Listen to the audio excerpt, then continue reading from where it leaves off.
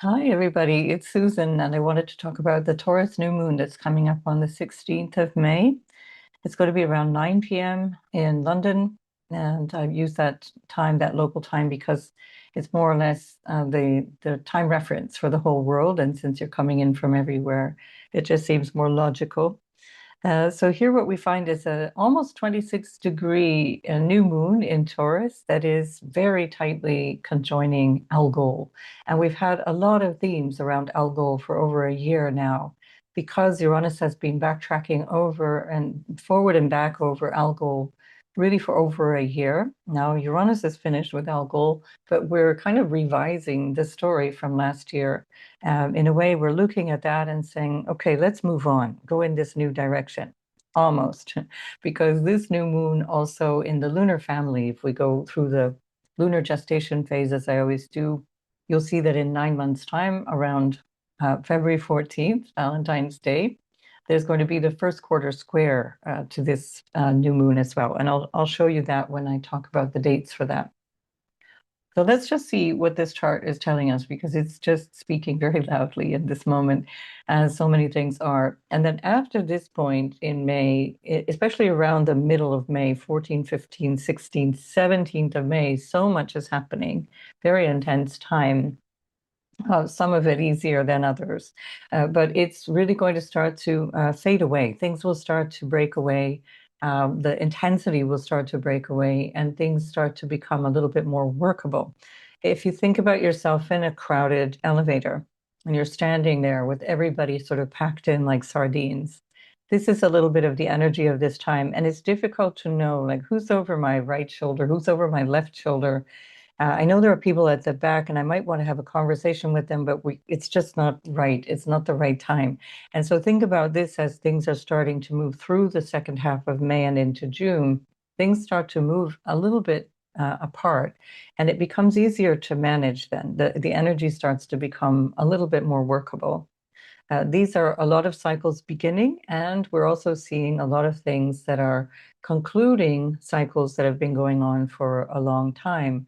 One of which is that Mars is exactly with Chiron at this new moon. This is one of the cycles that we will not see again for nearly 5 decades because it takes 49 years or whatever for Chiron to come back around to this place. Let's call it 40 because Chiron, of course, has to get into Aries the next time. So let's call it 4 decades. But this will be the last time that Mars in its own sign is meeting Chiron in Aries.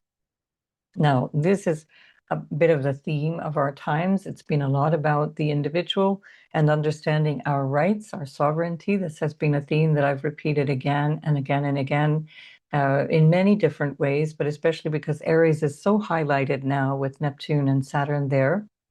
And of course, Chiron and Eris since last year, 2025, in May, in October, and then again this year in March, Chiron was exactly conjoining Eris, but we have to still think of that as something that's continuing because they're still only 3 degrees apart, roughly, little bit more than 3 degrees apart. So this is something that's really well, a little bit less than 3 degrees apart. And so this is something that's really still impacting us, and it will continue to be so as we go through 2026. But the Mars Chiron is now over. And we'll just have a look at that in terms of how we are using our anger and or assertion, self-assertion based on where we feel wounded in our capacity to manifest ourselves. And you can use that in a literal sense, like manifesting who you are, how you show up, your identity and the way you're showing your individuality, but also think in terms of manifestation, which is much more coming from franglais, which is what is protest in French. Manifestation is protesting. And so this is also that, because we've had a lot of wounding since Chiron moved into Aries May of 20, I think it was even April 2018. And since then, there's been a crackdown on protesting and being able to speak openly about things, particularly pertaining to violence and war and individual rights. Now, I suspect that around this new moon, there's going to be something quite noticeable around this. What that is going to depend on the news cycle, because it's always there's so many things that are coming up. But just look out for this in the middle of May. This is probably something that we're going to see kind of going out with a bang, as it were, or going out in a way that feels incredibly dramatic. And if we take the London example, in the UK, for example, they have used what is pretty evidently a false flag event of a person who has first killed his Muslim roommate, and then he attacked, or actually he didn't kill him, but he attacked his Muslim roommate with a knife, and then attacked two Jewish people a few days ago in London. And based on this, they're restricting any Palestine action support in the protests that have been coming up weekly in London, which have been attracting hundreds of thousands of people weekly in London. And they're using that as a pretext to stop this protest. So this is the kind of thing that I expect more of around this time. So just notice that. And then if we come back to the new moon, it's in the values centered and security centered sign of the fixed Earth, Venus ruled Taurus. So we're looking at something that is going to deal with all of those things. Our values are, there's something that we need to look at in it with hopefully outlook and a fresh start. We have, on the one hand, Algol, where the lunation is actually moving towards, and that's always really powerful. When a lunation moves into a configuration, or when any configuration is applying, it adds more oomph to the configuration. And so we see that this is building the conjunction of the new moon with Algol. And this is going to, I think, trigger something that we understood in late 2024 and into 2025, when Uranus was at this point. Something that has been concluded with reference to Uranus, but in terms of what is going on now, we're completing one cycle and moving into another one. So this is something to look out for, again, in terms of fresh starts around our values, something to do with money. This has been the disruption that Uranus brought particularly strongly also since the spring or May, let's say, of 2018. And this, I suspect, is also part of that, because the Mercury Cazimi happened only 2 days, was it? The 14th of May was the Mercury Cazimi with the sun. So that was, again, recharging Mercury in the sign, Mercury meaning commerce and all of these different things, in the sign of values and money and belongings and possessions and security around finances. Now, Mercury is, from the point of view of the sign that it actually rules, it's the ruler of Gemini, but 12 houses away from Gemini when it's in Taurus. So this adds this a little bit of a nuance here, because Mercury it's not only under the beams of the sun, still not visible, but it's also 12 houses away from the sign that it rules around this new moon. So there's something that is not evident, something that's not clear about what's going on here. And with the Algol emphasis, it can be something that is really reshaping our relationship to finances, our relationship to money, and even in terms of leadership, or what we could call power, because Sun represents those things. It can be around that too. Who is controlling finances? Who is controlling what we can rely on? And if we come back to the Mars Chiron, we see there's a number of things that are still very much connected to the situation globally that is impacted by the war, the many wars, but especially the Israeli and US attack on Iran, again, which was already underway in the middle of 2025. So this is, again, things that are recycling from prior situations, prior events. The other side of the lunation is where we find Ceres. Ceres represents, especially in Taurus, our resources and the things that we have available to us. And Ceres is about having abundance or supplies or resources that are material. It's about the harvest, quite literally. And so here it's quite literally a message around what do we have access to, what do we have available, and with some things that are a little bit hidden, things that are not entirely obvious, There can be some things going on behind the scenes that we only realize later on that are impacting us in new ways. This will be the new cycle that is coming out.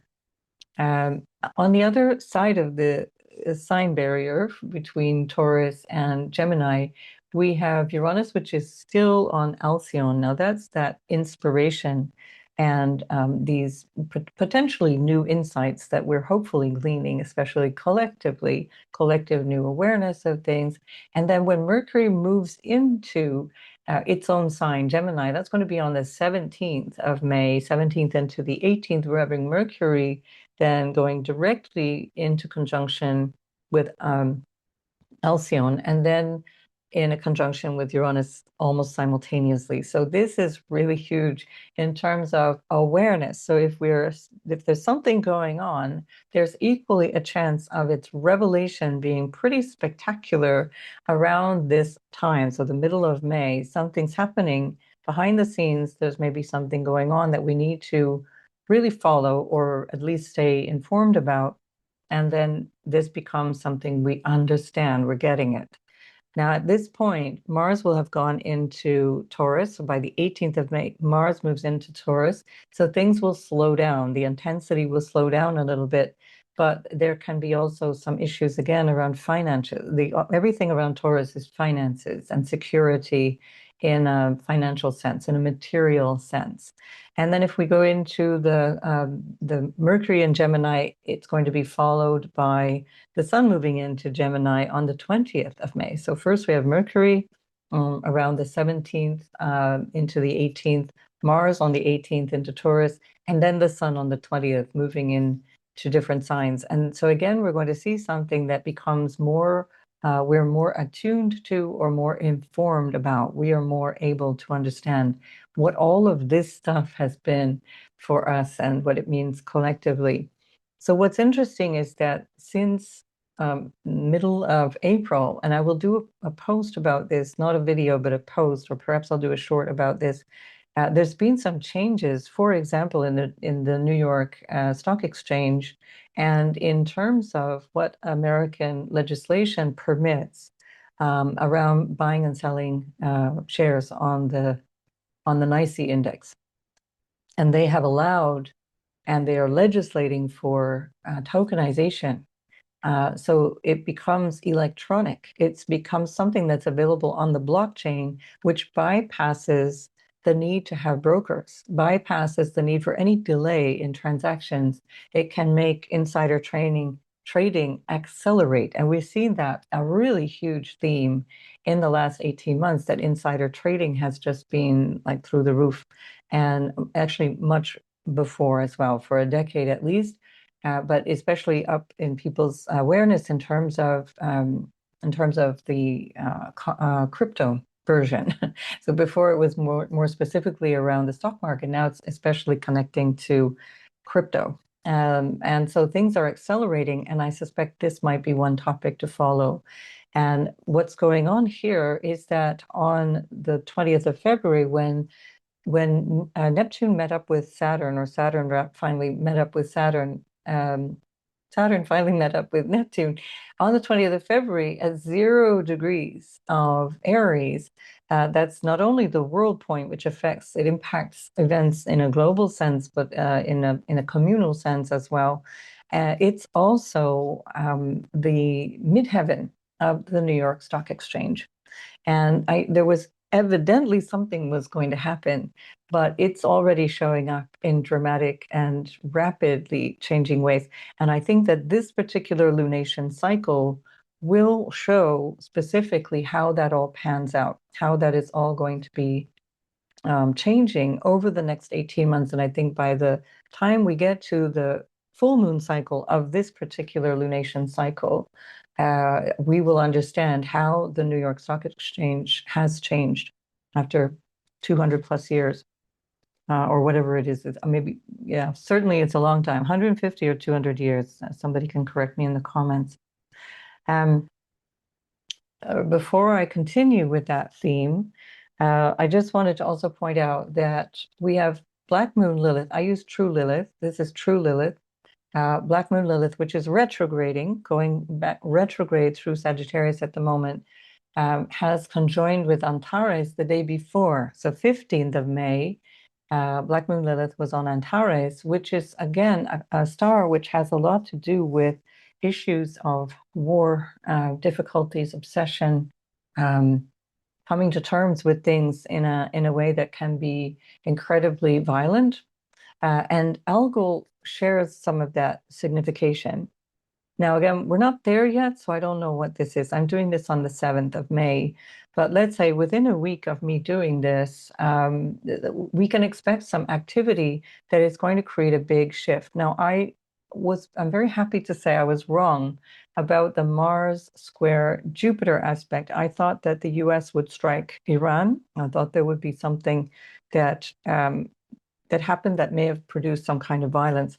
Perhaps Jupiter was the wisdom prevailed. Jupiter is in the United States 8th house, so it's very much a consideration of money and resources and what's available to the United States. Sibley chart depiction of what's available, what's possible, and financially and in terms of resources. And I think that consideration was part of why the US government changed its mind about pursuing the war. And in fact, what happened when Mars was squaring Pluto is that they decided the war's over. I don't trust this for a hot minute, but it is definitely something to consider because they have changed the dynamic of relationship around this war, because very clearly they are doing extremely badly against Iran, which has not only tactical dominance, but also has strategic dominance because it's closed off the Strait of Hormuz to any allies of the United States. Now, other ships are getting through, especially since mid-April, something like 150 ships have gone through. It's not that it's completely closed, it's closed to the US and its allies.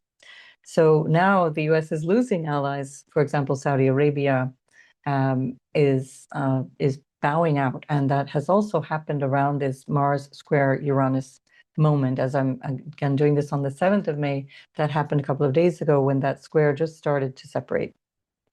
So what is interesting about the Antares story is that Antares is coming up on the Sibley chart ascendant. So the US ascendant is like 12 and something degrees of Sagittarius. And at this point, so just around the 15th, that's when Black Moon Lilith crosses the ascendant of the US and moves into Antares. So again, 14, 15, 16, very intense period of time. On an individual level, probably loads of great things can happen, really interesting dynamics and a lot of productive things, workable things. But on a global scale, there's a lot of things to just pause and definitely don't assume that what you're being told about anything is actually what's happening from me or anybody else. And that's because of all of this hidden aspect, especially around the Mercury. Mercury is ruled by Venus, and they're in a semi-sextile at the time of this new moon. So Mercury is at 2841 of Taurus, Venus is at 2721 of Mercury's sign Gemini. And a semi-sextile is not so easy. The communication is difficult. Things are not connecting in an easy way. And again, it's kind of like that, what I was saying earlier about the metaphor of being in a crowded lift.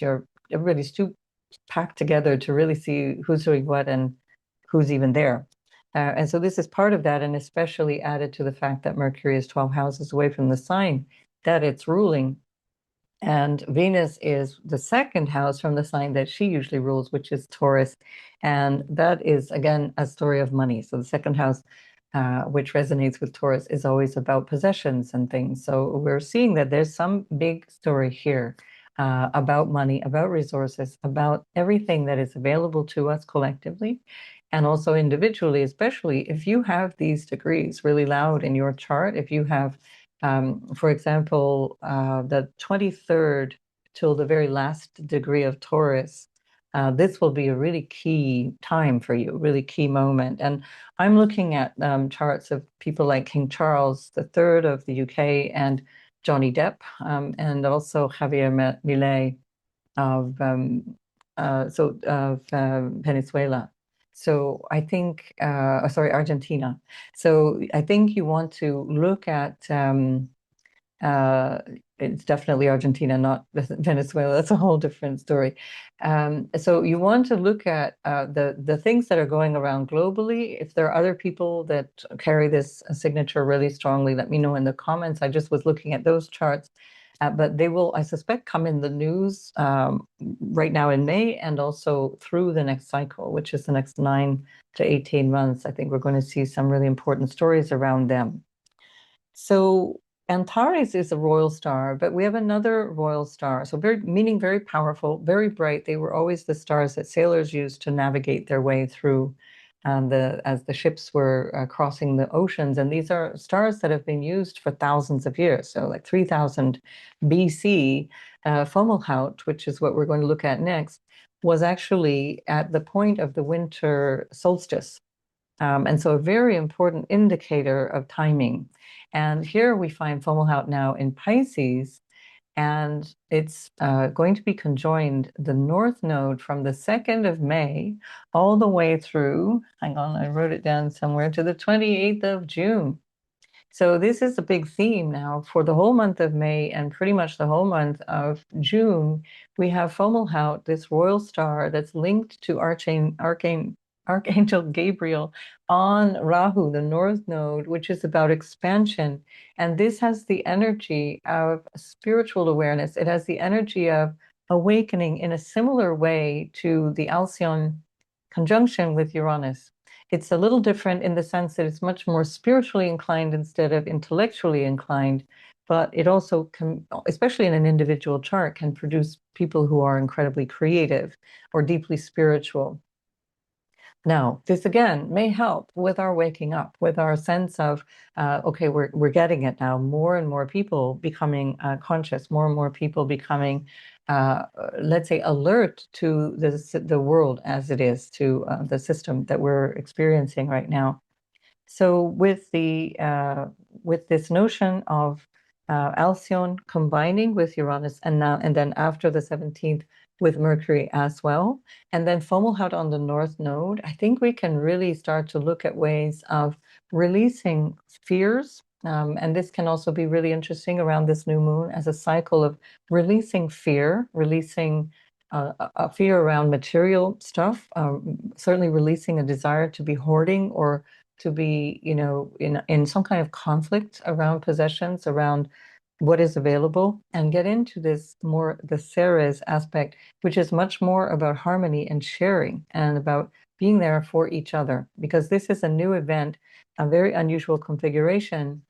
We've had the North Node on Fomalhaut again, like 18 plus years ago, but this is different because of all of the configurations that are newly available to us now. So think of May and June as an opportunity for yourself, especially personally, to receive grace, to be open to not needing to wrestle every detail to the ground and allowing things to happen and be guided into the next step. Now, this doesn't mean being stupid. This means you are receiving grace, and at the same time, you're taking action based on what is necessary to do, especially with that Mars Chiron, taking action in a recognition of, okay, nobody's here to save me. I better do something for myself. And this is also the message of Saturn in Aries as well. I'm going to take responsibility for myself. And this is another way of saying that is this wonderful Arabic saying, which is, well, in English, that you should trust in God and tie up your camel. Don't be an idiot. You allow yourself to be guided by life, but also don't let yourself be so ungrounded that you are no longer connected to the reality of the situation. I spoke at length about that in the Pluto retrograde video that I did, and that's something you can watch both for the signs as well as for the intro. I had mic issues on the intro, so I had to redo that. So there's two separate videos. So this is part of course, the background dynamic because Pluto is still there in Aquarius, and it's roughly around that 5-degree point of Aquarius for a very long time, right through into July, into June, end of June.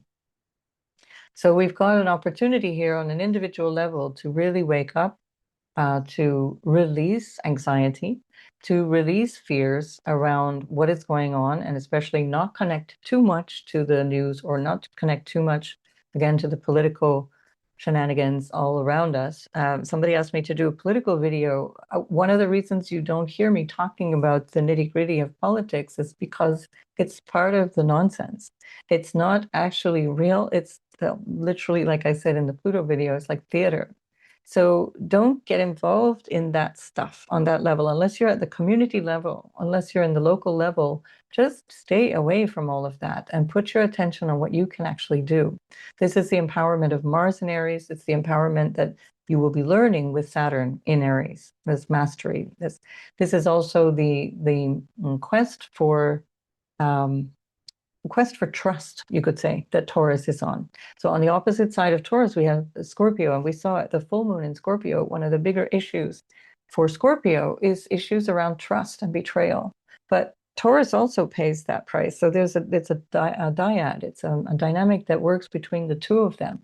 And that's why Taurus is so worried about material comfort or security or emotional comfort or security. And that's because of the kind of looming mistrust that's there in the opposite sign. And the two work together. So both become a little bit possessive and maybe clingy, projecting their fears. So this could be a cycle where you really wake up to that, have this new inspiration and recognize that it's requiring a different way of thinking about things, a different way of relating. And this is the Gemini aspect that's so strong now with all of this change with Uranus in Gemini for so long, and then trining Pluto for so long, many years, where that dynamic is about changing the way we connect, how we speak to each other, how we think about our little local space, our neighborhoods, get close to those spaces, get close to the local friends and the neighbors and the people around you, for all the reasons that I've just said. So also at this time, we're not done yet. At this time, we also have Neptune still very close in a conjunction with Pallas. It's just separating now about 3 degrees. And Pallas is, as I spoke about in the full moon video that you will see in the Scorpio full moon video, I spoke at length about that and that feeling of the wisdom that can come alongside a potential for not seeing things clearly. So this is still something that we want to feel in our bones. We want to feel it in our body, test it, and know that there are certain things that are based on opinions that feel real, but it's because we've been so deeply invested in them. And if you really pull it back to what is the ultimate truth, like capital T truth, which we're going to get to when we get at the end of the month, the Sagittarius full moon. I'll talk a lot more about that.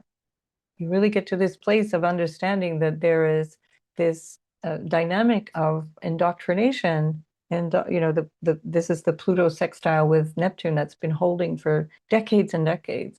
This very subtle indoctrination, which can make other people's ideas and opinions show up as your own. And if you don't test them, if you don't question them, then this is where you start to go wrong.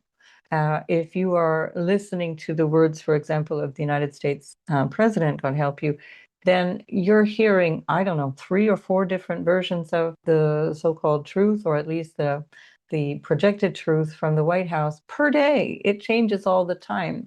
And so if you're actually even following that, it's enough to make you crazy.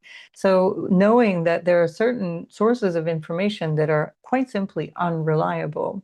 Notice that the Mars-Jupiter square was Taco Tuesday. Taco Tuesday has become quite literally a thing. It's it's not just your Mexican special meal. It is about the meaning Trump always chickens out. And that, thank God, because that could have been more assault, more aggression. But the realization finally is slowly dawning that the US is losing dominance. And I think many people have understood that, but the administration is slowly realizing that. And this is where the fear of violence comes in. And this is also the Lilith and Taurus.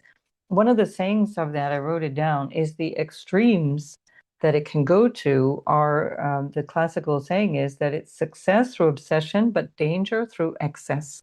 So notice that this is kind of where we are. We're all kind of hinging on this moment, waiting to see, to what extent the U.S. administration in particular and equally the Israeli administration are actually losing their minds, and how the rest of us are paying a price for that. With the Black Moon Lilith factor as well, this is power struggles and revenge, and it's a self-destructive quality. So this is not necessarily true for individuals unless you have this specifically in your birth chart. This would be around 8 to 12 degrees of Sagittarius for your birth chart, or you could extend it 2.5 degrees on either side. So because of issues around humiliation, there is this desire for revenge. And this is not just in a personal story, but also in the collective, what we are seeing from the United States. So these are things that, of course, impact all of us. And one of the things I wanted to say is that this Chiron-Mars connection is the last time that we will have this, as I mentioned, but the Mercury-Uranus connection is the first time that we will have this, since the last time, which was 8 decades ago. But think about this as things really shifting. So that's a really significant journey of these longer trajectories, these longer cycles, where it's the last shift for Mars and Chiron, and it's the first shift for Mercury and Uranus. And the way that I see that is we're starting to think a little differently. We can start to work with understanding our anger, our violence, our need to be in an assertive position as opposed to aggressive position, how to deal with anger. So this is especially if you have a natal conjunction here with Chiron and Mars, or if you have a natal conjunction of Chiron and Mars in any sign, but especially in Aries or another Mars-ruled sign, using anger is difficult. It's hard to know that fine balance between taking responsibility and asserting yourself and actually being angry. So there can be difficulties in finding that even collectively now.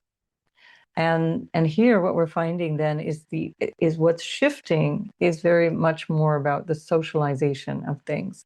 And soon after, we're also going to have Venus moving into Cancer with Jupiter, which is a very helpful aspect. I will do a separate video on that. That's coming up again a couple of days after this new moon. And I'm going to tell you why. Most of you will not be lucky, despite all the clickbait, when this happens. That's another video. So let me just check my notes, see if I've missed anything that I wanted to let you know about. Yeah, just as another mention, so we've had the Mars squaring Jupiter, then we're going to have Mars squaring Pluto, and that's a heads up because I'll do other videos on that. That's the 26th of May. But think about this in terms of as Mars is shifting from the 18th already, it's already moving into the square energy with Pluto. So it's building really over the second half of the month. Really, the last 10 days of the month are particularly strongly involving that Mars square Pluto. And that's coming from the conjunction that was there on the 27th, 28th of January, when we had Mars and conjoining Pluto. So this is the opening square of that. This is showing us the results of what was going on at the end of January, and what we need to change, what we need to modify. So you can think of that in your own case, and of course, collectively as well. So the one thing I wanted to say about the connection here between in the fixed star domain and the addition to what we're seeing with the new moon and Ceres as well is that we can work in terms of moving from the material to the spiritual. Not that you don't need to consider the material. As I said, it's about trusting God and tying up your camel, but it is really about having faith and finding a deep, abiding faith that you have access to what you need to get through this lifetime. And if your focus is on panic, or if your focus is on lack, because this is another of the shadow aspects of any Venus ruled sign, but especially Taurus, if there's an aspect of lack, worry, fear, anxiety around these things, then you're not going to be thinking clearly. So you need to be able to be in a position of trusting that you will be exactly where you need to be in this lifetime with exactly the right people. And when you feel that there's something that needs to change, you act upon that, but involving instinct, not from a place of fear, recognizing that the message of what is true is so clear. Fear really buggers up that message. It can make you act instantaneously, which can be really helpful. You'll jump out of the way of a car, for example.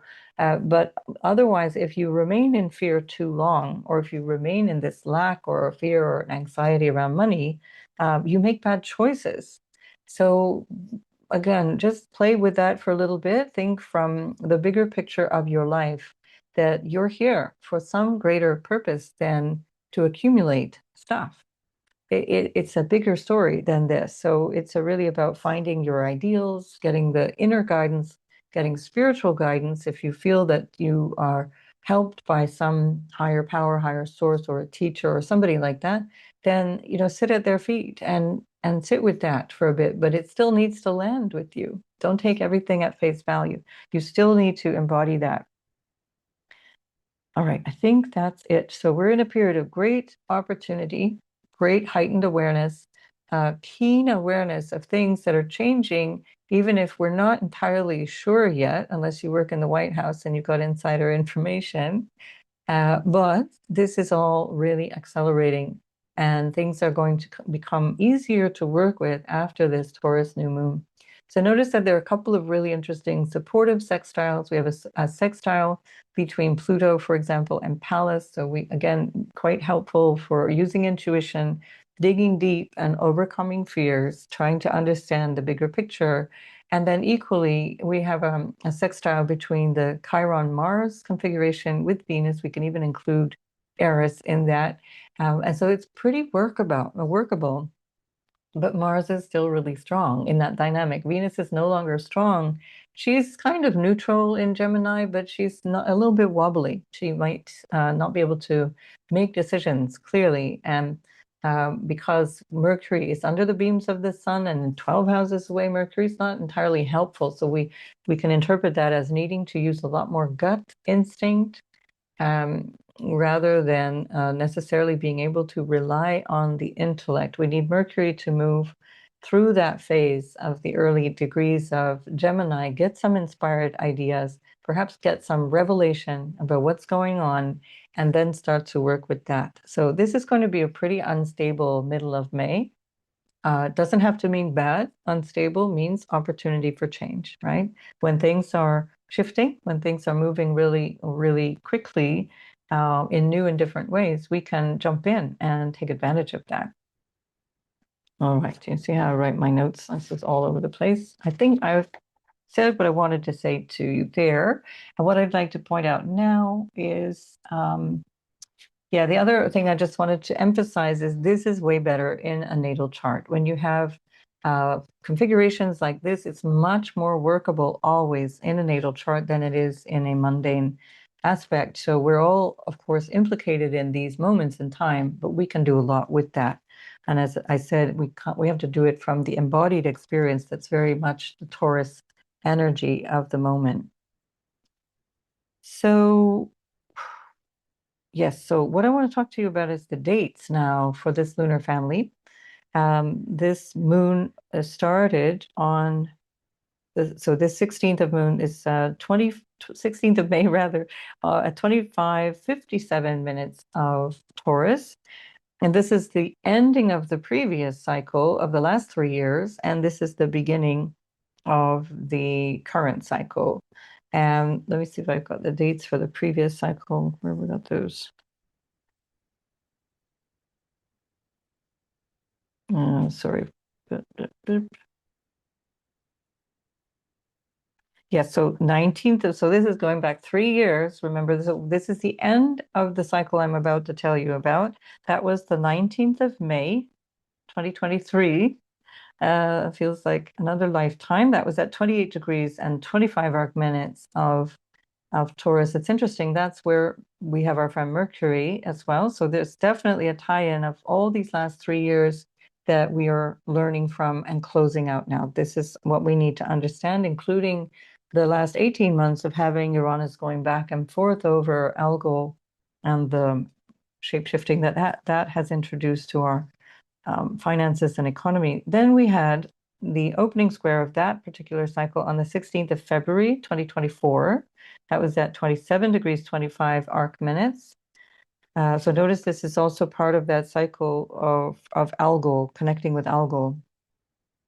So we're moving away now from these cycles of Algol after this cycle of this 3-year cycle. We're no longer going to have these lunations around Algol. And then on the 15th of November, we had the opposition, meaning the full moon. The Taurus full moon was the 15th of November, 2024 at 24 degrees exactly of Taurus. So that's very close to where we are here. Very strong resonance. And this is the new moon that is closing out these last 18 months of that phase. And then what we have is where am I here? Yes, on the 16th of August, 2025. That means so last year, on the 16th of August, which incidentally was when Jupiter was around these same degree points. Jupiter was around, or maybe it was a little bit earlier. Jupiter was around the 17, 18 degree point around then, but not too far off from where Jupiter is. And that was 16th of August, 2025 at 23 degrees and 36 arc minutes of Taurus. And now what we're coming into from here, 16th of May, 2026 at 25:57 of Taurus, we go to Valentine's Day for the opening square. And let me show you that chart because that's an interesting one in and of itself. I'll just quickly have a glance at that. And of course, I'll come back and talk about that one. But we have the sun having just crossed the North Node. So just before this, there's an eclipse that's happening. So this is a square an opening square from a dynamic of an eclipse energy, but it's not related to specifically that eclipse. And Mercury at that point on the 14th of February, which is the opening square of the moon we're having here on the 16th of May, is really, really tightly conjoining Fomalhaut. So we get this insight now with Mercury at this moon, and then with Fomalhaut at the North Node today, or the 16th of May, and then we get Mercury feeding back. This is a retrograde Mercury here, so it's going to go back and forth over Fomalhaut here in February, and at the same time, it's in an opposition to Mars, which is now in its retrograde phase since like the 10th or 11th of January of 2027. So lots and lots of new things shifting even in this dynamic here. Keep that in mind. We have Uranus coming back to Alcyon.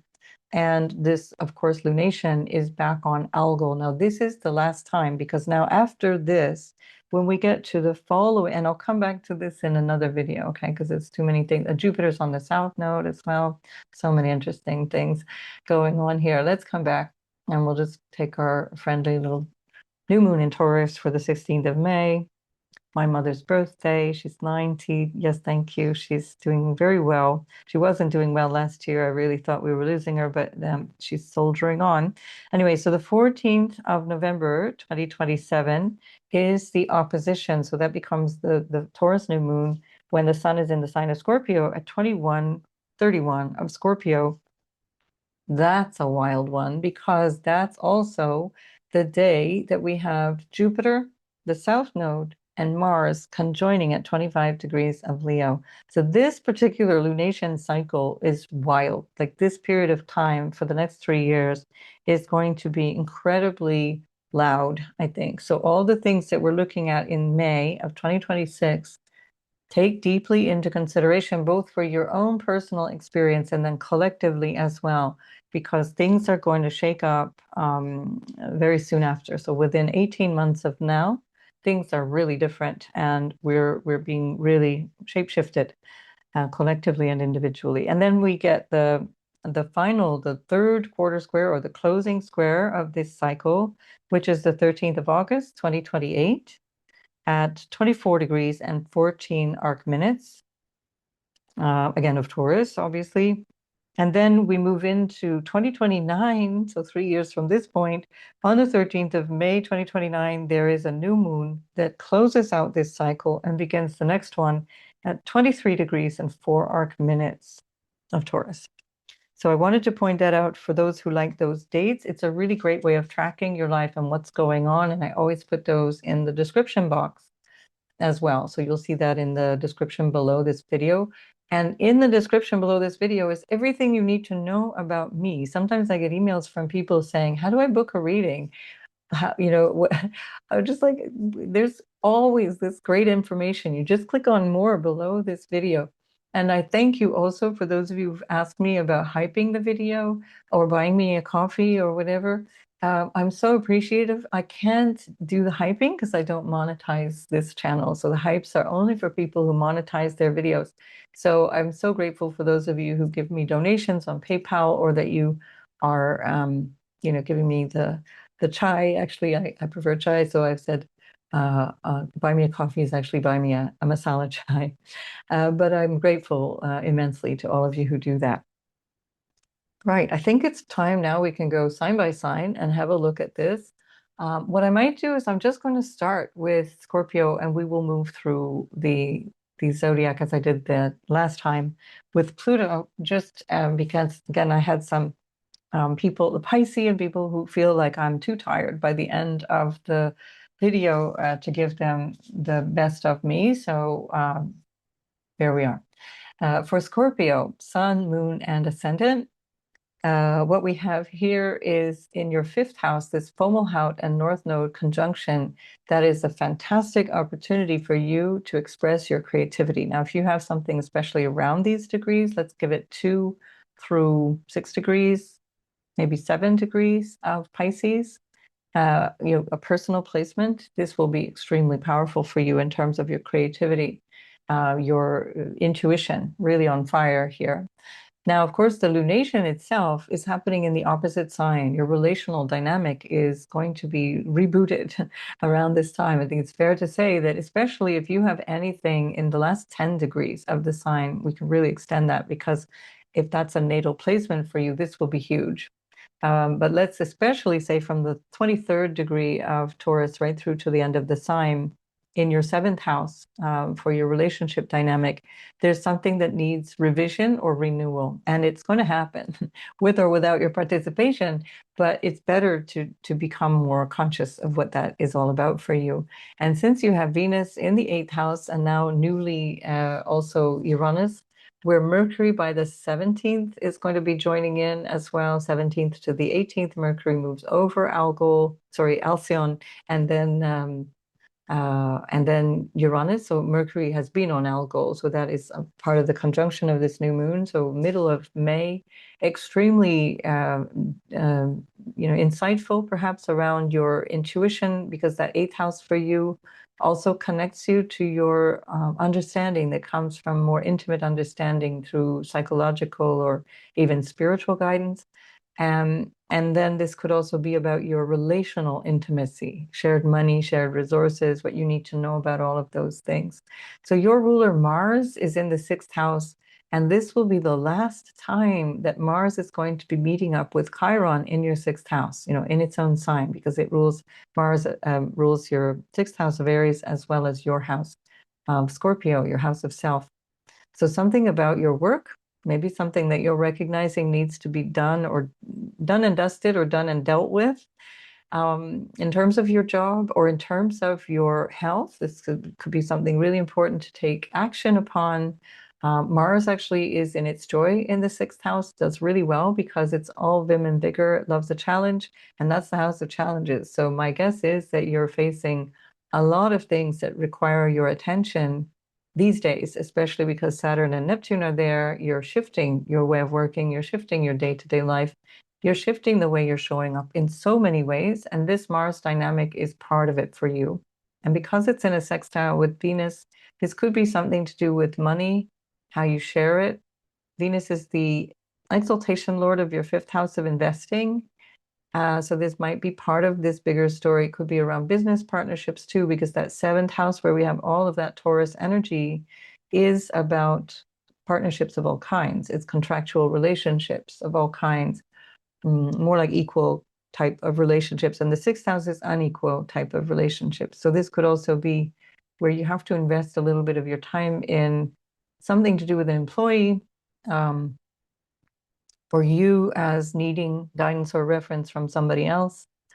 But you also have this really, really lucky Jupiter rather, up in your ninth house, which is another fortunate house, just like the fifth house for you. It's trinal. It brings you good fortune, wisdom, helpful for you. Again, it depends on your natal chart.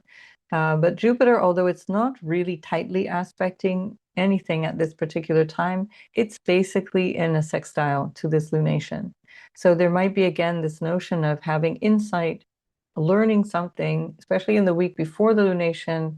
Mercury is in a sextile to Jupiter, building up to the new moon. So use those insights in the days before, let's say from the 10th or around the 10th of May, or even from the 8th of May. This whole week, let's say before the new moon, you can maybe start to glean insights around your vision, both for your relationship as well as your role in this lifetime, in terms of your higher vision for your life, higher vision for your purpose. And that's what Fomalhaut with the North Node is helping you with in the fifth house, really expressing yourself. And this is all the way through till the 28th of June. So you've got a lot of time to figure this out or to work with this energy either way, because your work is changing. This we know because of that nodal shift. And I'll come back and do a whole separate video on the shift of the nodes. For you, again, depending on your natal chart, the Venus with Jupiter in your ninth house is going to be highly beneficial. Doesn't necessarily mean you're going to be suddenly coming upon random luck. It's going to be the luck that you create in many ways, because unless that's a natal aspect, then you're going to be finding yourself having to create your luck, which is, again, being in the right place at the right time, being open to listening to your intuition, which you really have support with now that you've got this Uranus in your eighth house, really deepen that access to intuition. And this whole period of time in the days leading up to and the days after the new moon, especially around up until the 20th when the sun crosses over there, or even like the 22nd, 23rd of May, your intuition will be highlighted in a really profound way. Equally, an awareness of what's going on in your intimate relationships or in terms of money that you're sharing with other people, things that you are realizing about that need to be changed or dealt with in a different way. All right. So make the most of this time then, Scorpio, and I'll see you in the next video.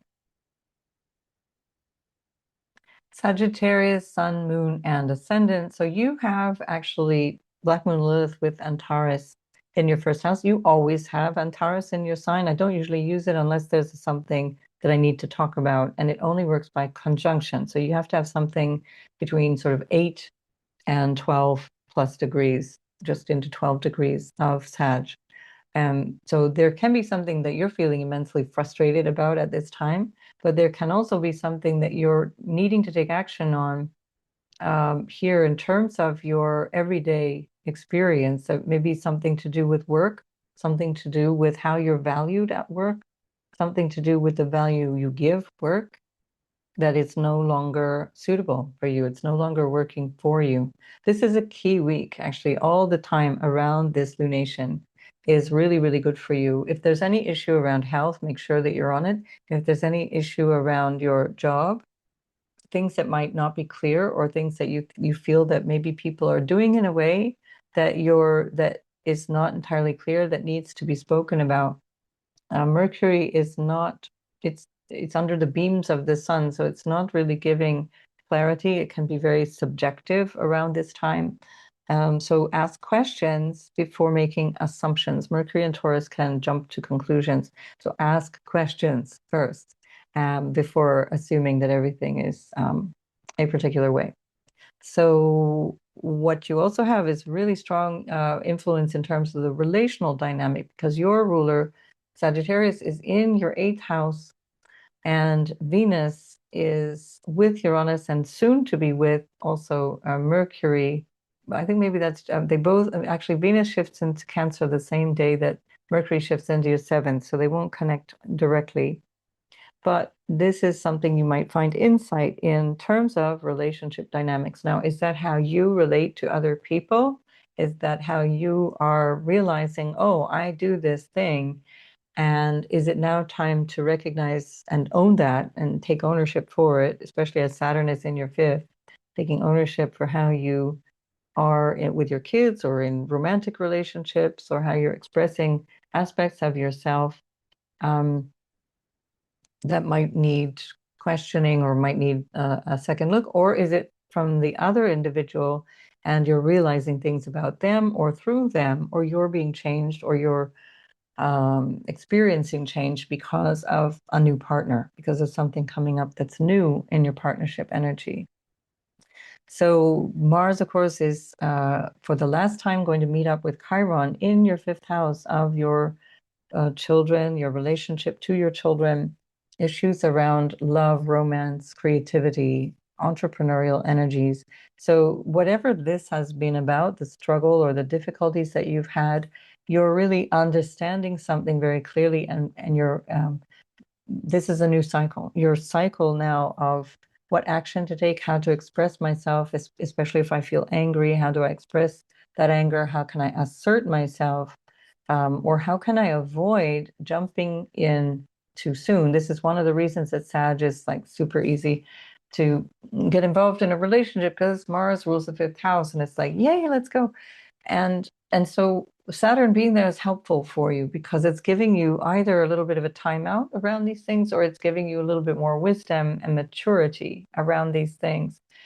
So whatever romantic relationship or relationship dynamic with your child is, for whatever reason, difficult or needing a little bit more of your time, invest your time in it and allow things to go slowly, more slowly perhaps than you typically do, because it will help you a lot. And then you've got Fomalhaut being conjoined by the North Node from the 2nd of May through the 28th of June. And that's in your deep intuitive house, of the fourth house of your lineage, but also connecting you to your emotions, your psychological security, emotional security, what you need to be happy. And I think you're going to find that you can, especially because your ruler's in the eighth as well at the same time, and very strong in exaltation in the eighth house. I think you're going to find that you can actually find some great inspiration that's just coming from sitting quietly, that's just coming from being here quiet with yourself, inside your home, inside a safe space, a place that feels good to you. Because this insight and perhaps, awareness, but also potential blessing is coming through what is hidden from you, that is already somehow within you. And this new moon can also trigger that awareness through something that you realize is impacting you physically. So being in tune. The sixth house is about physical health, and especially for you, because it's ruled by an earth sign, it's fixed earth. And so your physical health is really robust. We see that with Sagittarius. That's one of the significators, because of that Taurus sixth house, a robust condition. And generally speaking, it depends, of course, but usually that's the significator for Sagittarius. So if there's something here that you're realizing, maybe you've been too much in your head and you need to be more in your body, and starting to come back to yourself a little bit more will really help with that. There may be something about employment where you're starting a new cycle of employment or ending one. Listen to the dates that I offered in the introduction, because those dates will really help you to align with what timing, like what's shown up so far in terms of timing around those things, because this will be changing something that is a lasting cycle, 3 years of a cycle that you're moving into around work, perhaps also around your health. Also, it's around issues of healing, or being involved in healing, working through healing, but also it's the house of service. And this can be one of the realizations where you realize that actually I've been overgiving, maybe doing too much for other people. This will depend on your natal chart, but it's worthy of at least examining that question for now, and seeing how that might pan out for you. Am I giving too much to my partner? Am I not receiving enough? Would be a question now as Uranus goes into the 7th. All right, so make the most of this, Sag. I will see you in the next video. Capricorn, this is trinal to you. So there's a new moon happening in your 5th house. That's really lovely because it can be showing you ways of reconnecting or connecting with your fun, your amusement, your joy, your happiness, your own children, if you have them, and your love, whether it be for another human being, or for a sport or for a hobby, activities that you enjoy. There's something very new coming in here. The 5th house also represents investments of all kinds. So this can also be awareness around your money, some story around your money. Pluto, of course, keeping you on your toes around money issues of possessions and your values, valuables, possessions, all the things that you have as resources, your belongings in so many different ways. And then the 5th house is around taking a risk. So you might actually feel that this is the time now to move in a different direction. I would wonder if it's better for you. I think anyway, traditionally, it's always said that you want to wait till the crescent moon starts to appear after the new moon phase. So we're looking at least 2 days, maybe 3, and especially because Mercury is going to shift into your 6th house. And then at the same time, Venus is shifting into your 2nd house. Probably better to just hold off until, say, I don't know, like the 20th of May before you commit to something that is massive. So unless you're, if you're willing to lose a certain amount of money, then jump in. You are relatively conservative around investing or gambling, etc. So so that's something that you might just be doing anyway to reflect and carefully on all these things. But if that's something that feels inspiring, then there's no rush, is one way of saying that. So your exaltation ruler, Mars, will move from your 4th house where it's conjoining Chiron, which can be a source of insecurity for you or frustration around issues of security, whether it be actual literal security or emotional, psychological stuff, being angry, being grumpy. Mars is your exaltation ruler, and when it moves into your 5th house of taking a risk or gambling or stock markets, etc., investing, that is where you'll do better. And that's also tied to the lunar cycle, which asks to wait just till you see it appearing in the sky. So that really is about the 18th to the 20th. I wouldn't go with the 18th, but perhaps 1920, if you really want to reach into some kind of new thing. And then, of course, you've got your natal ruler. So the ruler of your ascendant, Saturn, is in the 4th house, ruled by that Mars. And it's going to feel a lot less, you'll feel a lot less pressure when Mars leaves your 4th house. Because you're going to be feeling an immense amount of intensity around home, family, lineage, property, maybe emotionally as well. Maybe you're going to be feeling quite a bit bottled up. Maybe you're going to be having a bit of frustration or resentment show up in your life. And this will alleviate that a lot after the 18th when Mars finally leaves. So this whole middle of May can be incredibly helpful for you to get really organized, especially if it's really about establishing something solid for a long term, a long vision of what supports you, for example. But on an emotional level can feel like a lot of stress.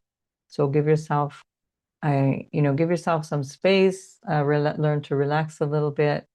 Don't be so hard on yourself. And with Mars out of the sign of Aries, and it won't come back for 2 years, and then Chiron will no longer be there, I think you're going to find that whole atmosphere is easier for you to manage. All right, so the Jupiter in the 7th is incredibly helpful. And it's ruling, so that meaning that your relationships and being with other people, your spouse or business partners and so on, still really supportive around this time. And you have Fomalhaut with the North Node coming together in your 3rd house from the 2nd of May until the 28th of June. 3rd house is about the mind and about your communication and about how you connect with people, including siblings and so on. And this can be deep insight. This can be really, really insightful stuff. So definitely look at ways of finding time in space in your days to sit quietly, listen, receive intuitive guidance. Notice that there is an opportunity for you to act from instinct. This is also what makes Capricorn so strong in terms of like working in the material world. They can act from instinct, Pisces third house. And if you trust that instinct, if you're really working with that and listening, in order to do that, you need to sit quietly for a little bit, but you'll get great results. And Taurus and Black Moon Lilith are in your 12th house. So if there's something disturbing you, if there's any feeling of resentment or something that's not expressed, this needs to be dealt with right now too. And that's part of the Mars Chiron for you as well.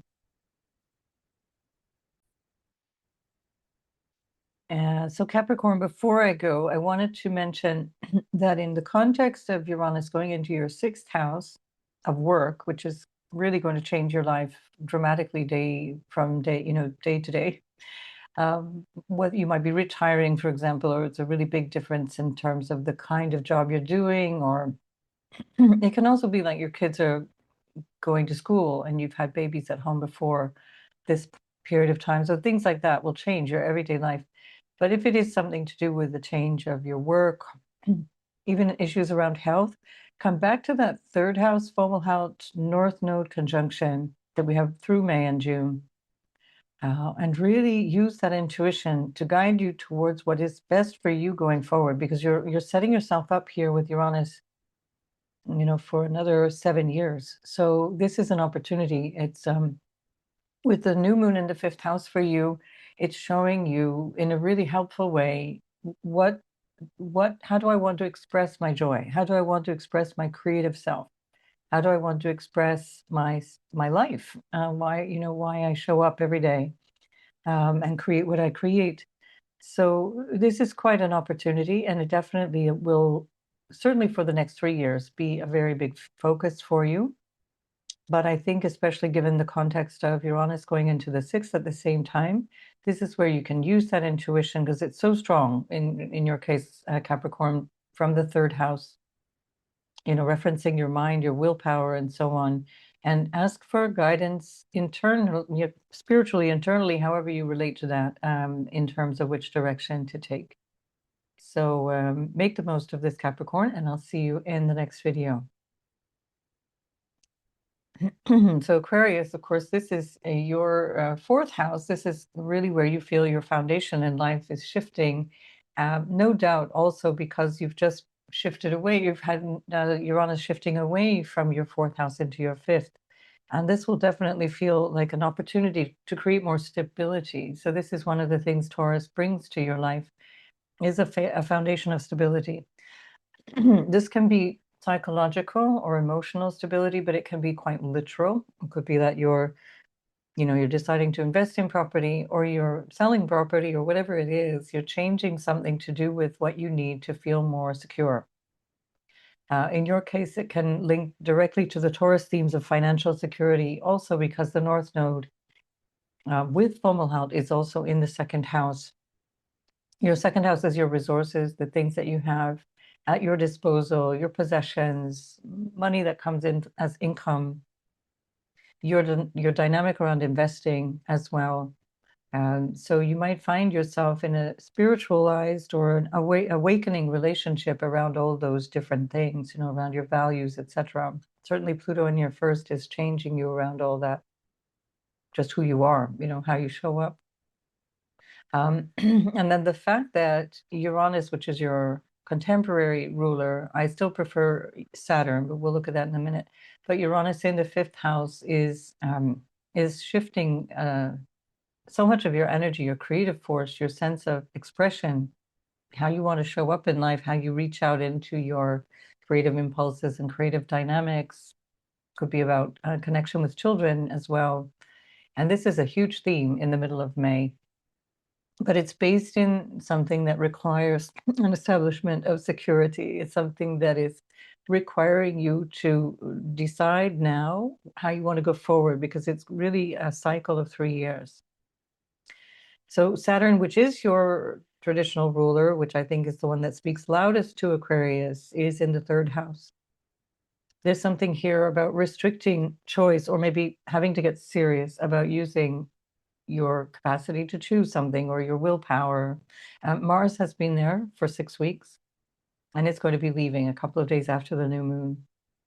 So you'll find on the 18th, Mars shifting into the fourth house can also add to this energy of needing to make a change, focus some attention, focus some of your drive in your house and home. So this is a point of choosing in the third house dynamic, and Saturn will be here for 2 years as well. So Saturn is not leaving your third house until April 12th, 2028. So it's a big part of your current moment, and it's definitely well within this cycle of this lunation family. That's also going to be a representation of your local space and how you connect to your local space. So maybe this is about a move, or there's some need to change your residence or your home, what home feels like. Something that you need to have happen in terms of security is based on how you're interacting in your local space, your community. It can be your extended family as well. And the second house is also family because it's ruled by Jupiter. Sorry for that. The second house is ruled by Jupiter in the sixth.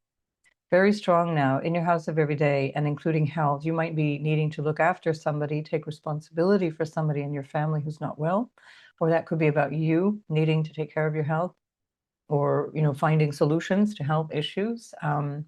This can be also around something to do with work, a preference around work and how you want to show up, especially supported by that Uranus in the fifth.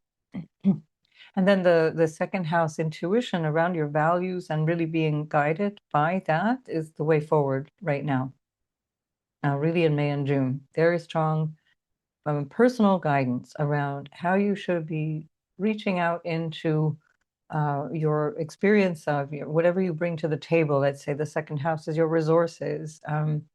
How do I use myself as a resource would be a great question. Am I holding something back? And this can be also the Saturn in the third. Is there a part of me that I'm not yet able to feel comfortable revealing, or I haven't valued as important, or others have told me it's just irrelevant? And now would be the time to really bring that forward in the next couple of months. And this is definitely part of the connection, that it's the opportunity, we could say, with this Uranus in the fifth. So this fourth house is about, what do I need to be happy? How do I feel that happiness? How do I feel secure? What do I need in my innermost experience of life, my interior, my intimate life, my private life, you could say, just in a general sense. And what you discover there, you bring out in the fifth house. You express that. So this is a really brilliant opportunity for you to really tap in. And then the Antares and Black Moon Lilith conjunction is in your 11th house of the future.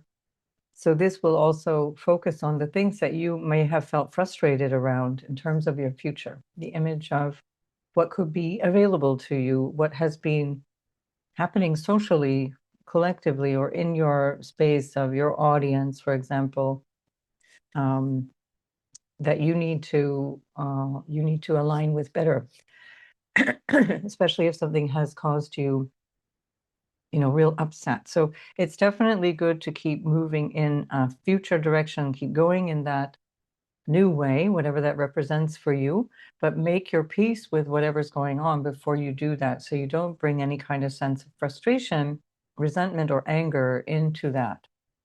And especially because your ruler's in the third house, that's also about teaching, sharing ideas, communicating, writing, internet. And then that's also what the 11th house represents, as well as the audience who's listening to you. So there may be something that you need to take more action on, or clarify it, or make this happen in a way that feels like, okay, now I know this is how I want to show up. And perhaps there's been, with Chiron there, a sense that you have held yourself back through some kind of worry around how you communicate. Is there a worry around self-expression in terms of words or connections with people, how you connect with people? That's something that might be worth considering as well at this time. There's a sextile to Venus in your fifth, So that's quite supportive. And it's that Venus that is actually also the exaltation ruler of your second. So we've got Jupiter as the actual ruler of Pisces in your second house, ruling that North Node, ruling Fomalhaut. Although fixed stars don't really have rulership, it's not about the signs, it's about the actual constellations that they're in. Fomalhaut it is in Pisces, but it's the mouth of the whale, it's called.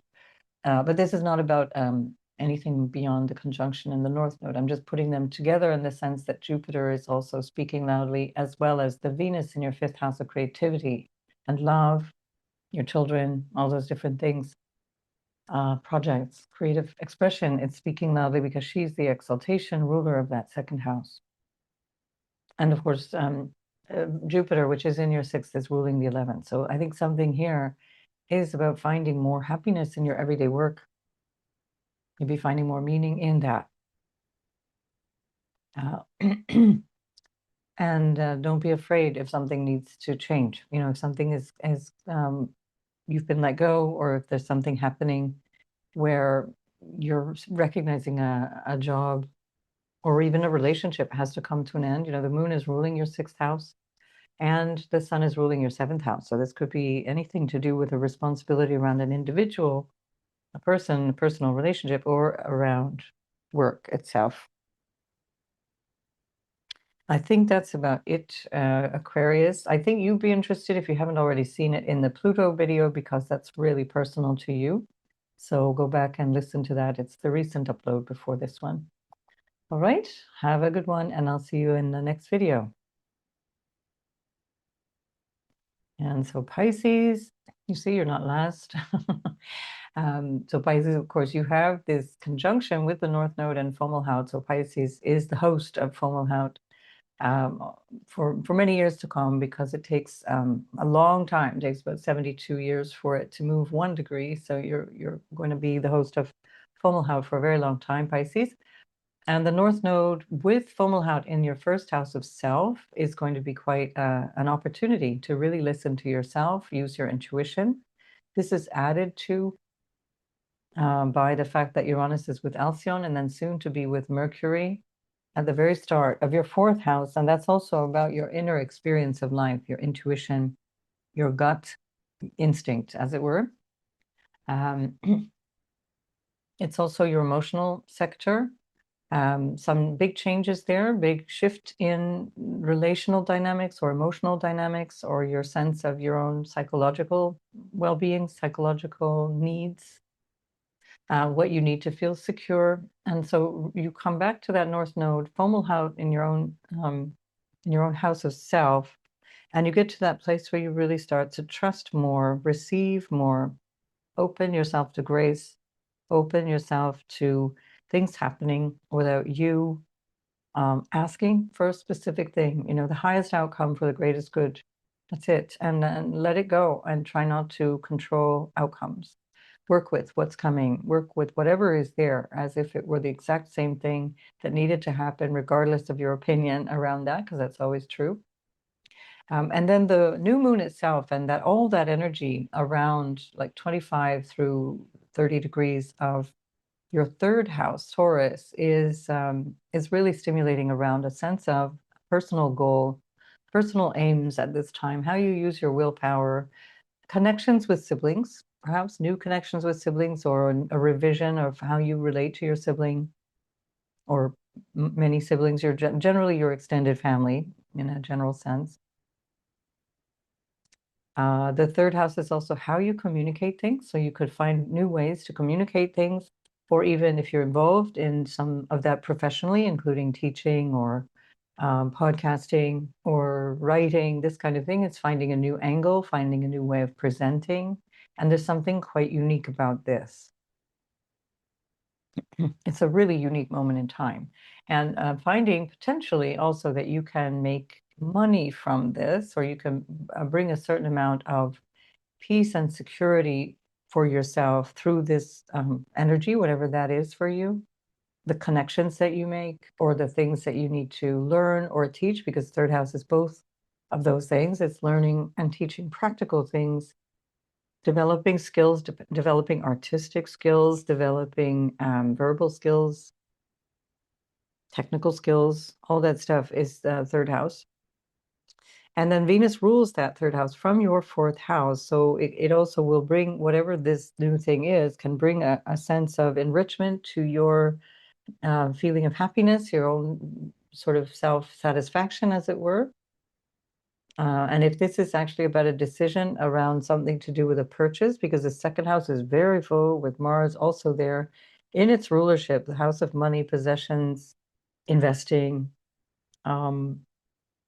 resources, your personal self as a resource. I think this is a huge moment for you as well to look at that, how you bring things to the table that you are really working with right now, really getting serious about. And then tying that all together in terms of the Venus fourth house, bringing some level of security there. Potentially also something to do with a change in the way you manage your money. The Mercury in the third does really well. The moon does really well in the third too, both of which do very well because of the busyness of the third house in a general sense.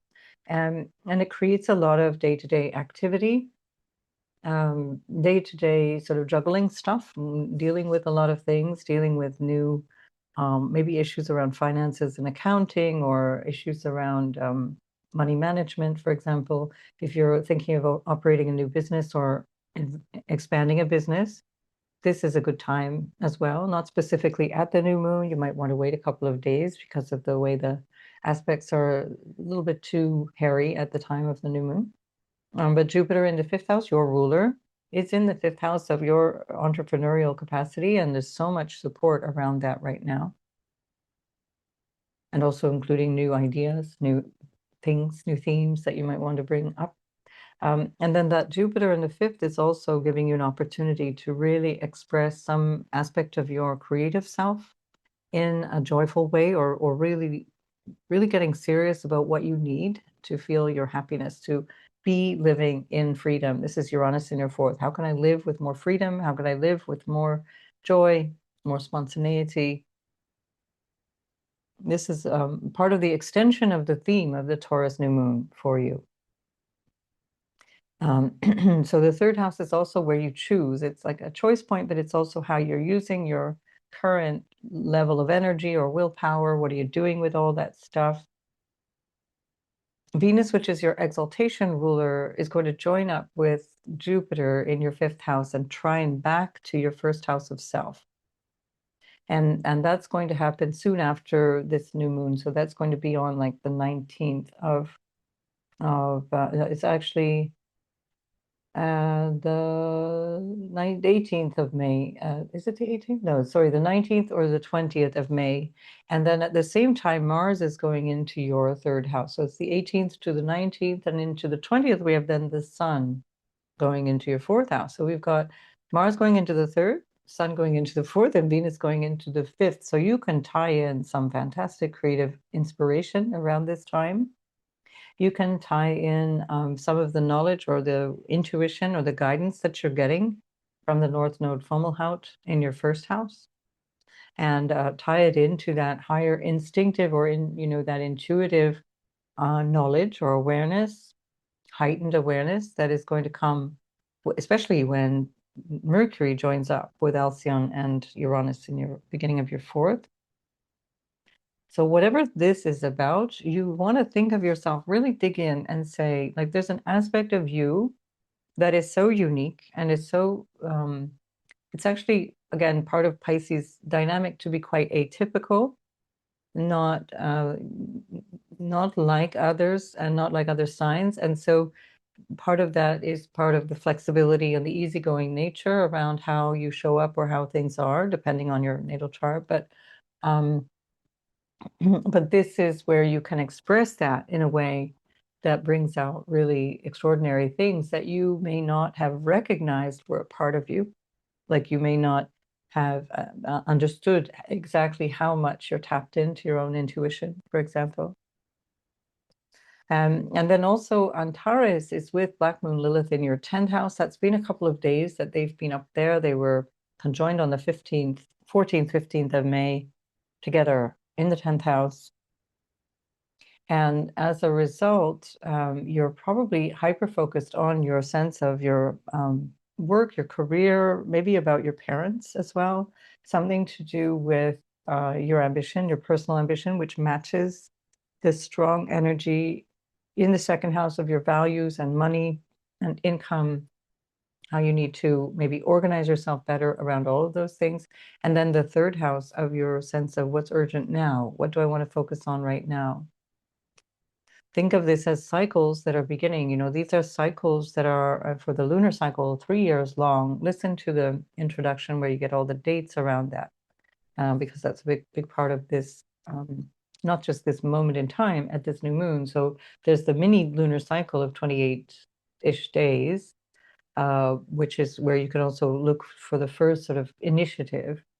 But there's this bigger cycle, which is the lunar families, which takes you to the full moon phase in 18 months, and then the completion of the phase in 3 years, 2029. So you're starting something quite special here.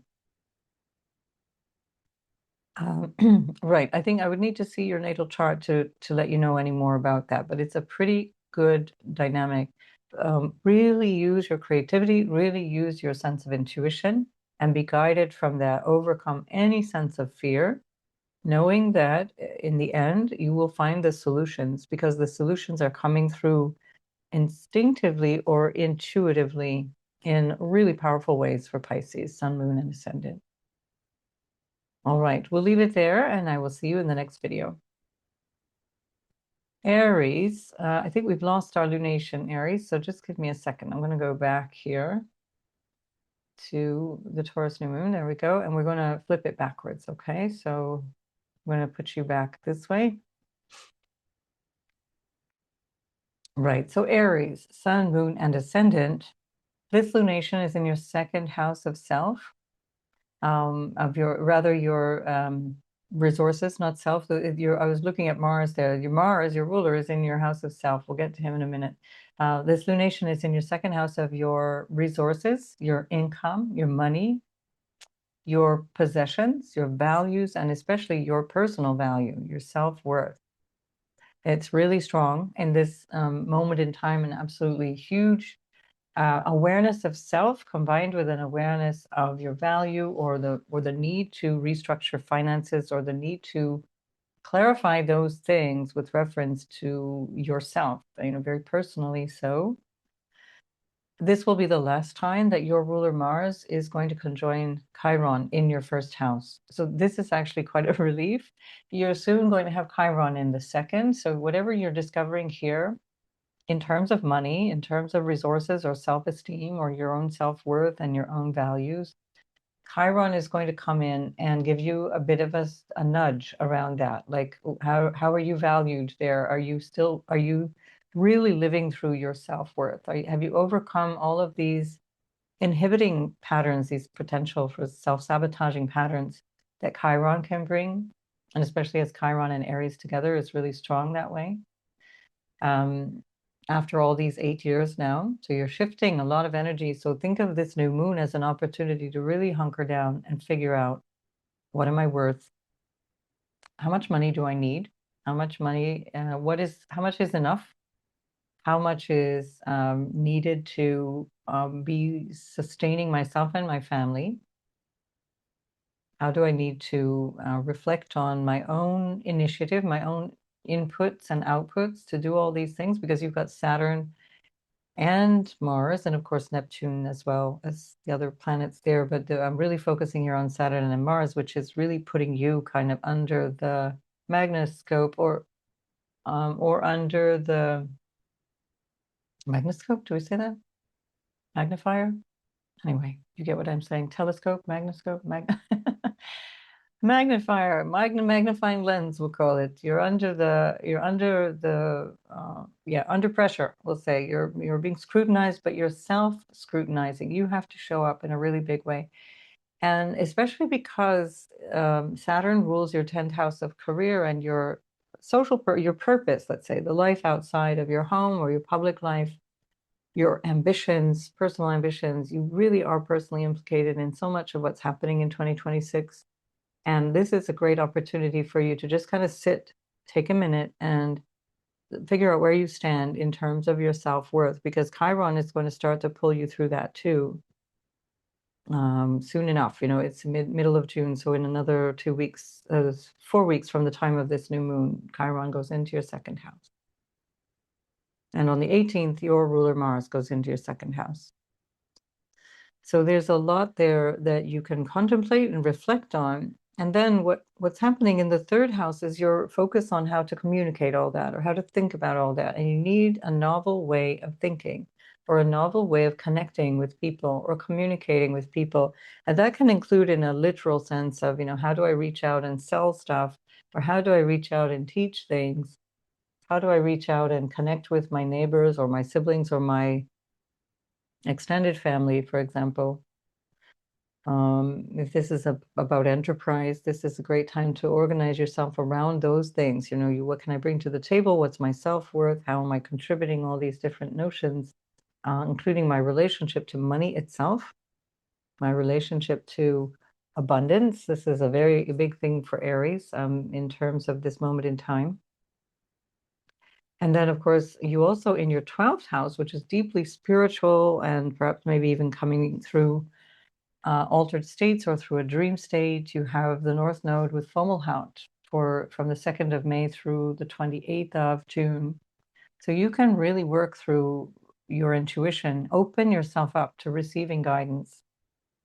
Gabriel, the angel Gabriel, was about showing the way, showing the path. And this is where you can really learn to stabilize yourself, get a bit quiet, and listen more deeply. You've got Jupiter in your 4th house, which is a very it's very connected to your inherited story, your family lineage, your original family, your your sense of a foundation in life, and that will have been a big topic since last June 2025.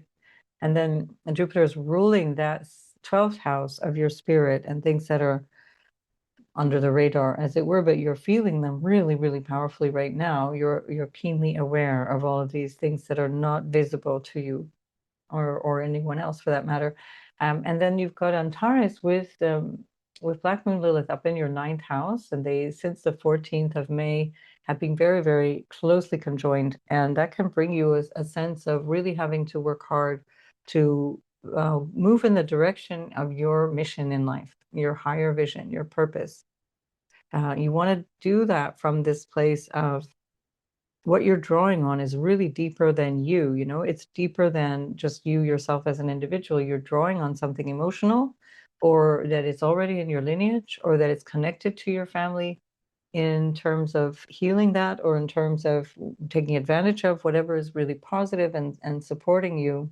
This does look really positive in so many ways. You've got the natural zodiac, that's your configuration, Aries. So you get all of these things quite literally in your experience, Sun, Moon, and Ascendant in Aries, and that is especially true for the Ascendant. But the Sun is exalted in Aries, so very important here. And the second house is really loud for you at this moment. It's really crowded and busy with all these questions about self-worth, self-esteem, how to use money, how to earn money, huge, huge stuff. And then, of course, Pluto is in the 11th house of great gains as well. And you can think of that as also with the Uranus in the 3rd and all the big busyness that's coming in the days after this, coming through the 3rd house.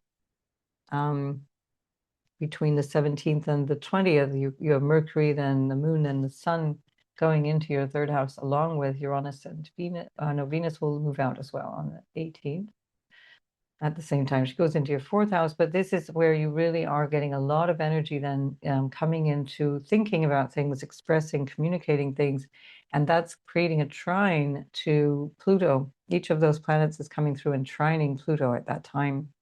And Pluto is in the house of your future, but also the money that you earn from the thing that you do if you're responsible for it, like not income as a second, but the money that you get from your career, for example, your business enterprise or whatever. And this is changing your relationship to all that stuff, to the finances, but also to the public as well, to the greater social, impact that you might have, and the desire to have an impact as well, societally. So a great time to be reviewing all these different questions around self-worth and value. Question also anything to do with where you feel you've not been able to assert yourself without getting angry. That Mars Chiron in the first house is that, literally that. Where have you been able to, start to work through things with courage and drive and motivation, which is great, and take responsibility for things. That's the Saturn element of that. But this is the last time that your ruler is going to be with Chiron for another 4+ decades. So you have a real opportunity here to look at, have you resolved any anger issues? Have you resolved things where you may have felt you could never express anger without it ending up being like too much, too chaotic? And that's the Antares Black Moon Lilith as well. That might be with reference to your father or religion or father type figure. So look at these issues around your where you are yourself sabotaging your action, your desire, your creative impulse, because your creativity is also going to be highly stimulated in the years ahead by Uranus going through the third. You're going to be way, way, way creative compared to before. Of course, that depends on your natal chart. It's relative to what was before, right? All right, we'll leave it there, Aries, and I'll see you in the next video. Taurus, this is your new moon of the year. This is a wonderful opportunity to revise anything about yourself that you realize needs a good refresh, a reboot. If you go over the past 3 years and look at that lunar cycle and how those different phases of that lunar cycle have impacted you since 2023, since May 2023, this is a great opportunity for you to say, well, now I'm ready for this. I'm really, really ready to move in this new direction. And that's especially true if you have anything from 23 degrees of Taurus till the very last degree of Taurus, so 29, 59 of Taurus. And that would be roughly 14th of May, if you have a Taurus sun, 14th of May through the 20th or 21st of May, depending on the year. So these are opportunities for you to really look at yourself. What do I want? How am I showing up? What are my desires? What is it that I need to question about myself or reveal about myself? That's the Mercury, trying to find a voice or an expression, trying to reach out into some new way of connecting or communicating. And then Mercury moves right into your second house. That's where Venus is at the time of the lunation. They're semi-sextile. So there may be something about money or your possessions or values, your family. The second house is also family, that you're not sure how to talk about. This could be one of those things. Because that semi-sextile is often a little bit tricky, it's like there's an awareness that something's there, a little bit like the elephant in the room kind of thing. In this case, I know it's there, but I don't know how to talk about it. Or I know it's there, but I'm not sure how to bring up this topic. And that will be easier when your ruler Venus goes into your third house, which is happening on the 18th of May. And then Mercury goes into your second house, and this will give you more space. This lightens things up immensely. And Mercury will be very strong. Venus is quite happy in Cancer, and then she'll be with Jupiter. So then you'll be able to connect and speak about things from the 18th of May in a way that's more constructive or open. So for now, take notes of these things. Take note of whatever needs to be discussed or thought about or planned even. Take note of all of those things. And then Jupiter is in your third house of siblings and extended family. Your connection to friends and people around you, your local space, which is, it looks like all of that has been incredibly positive for you since June of 2025, since the 9th of June, when Jupiter moved into that third house.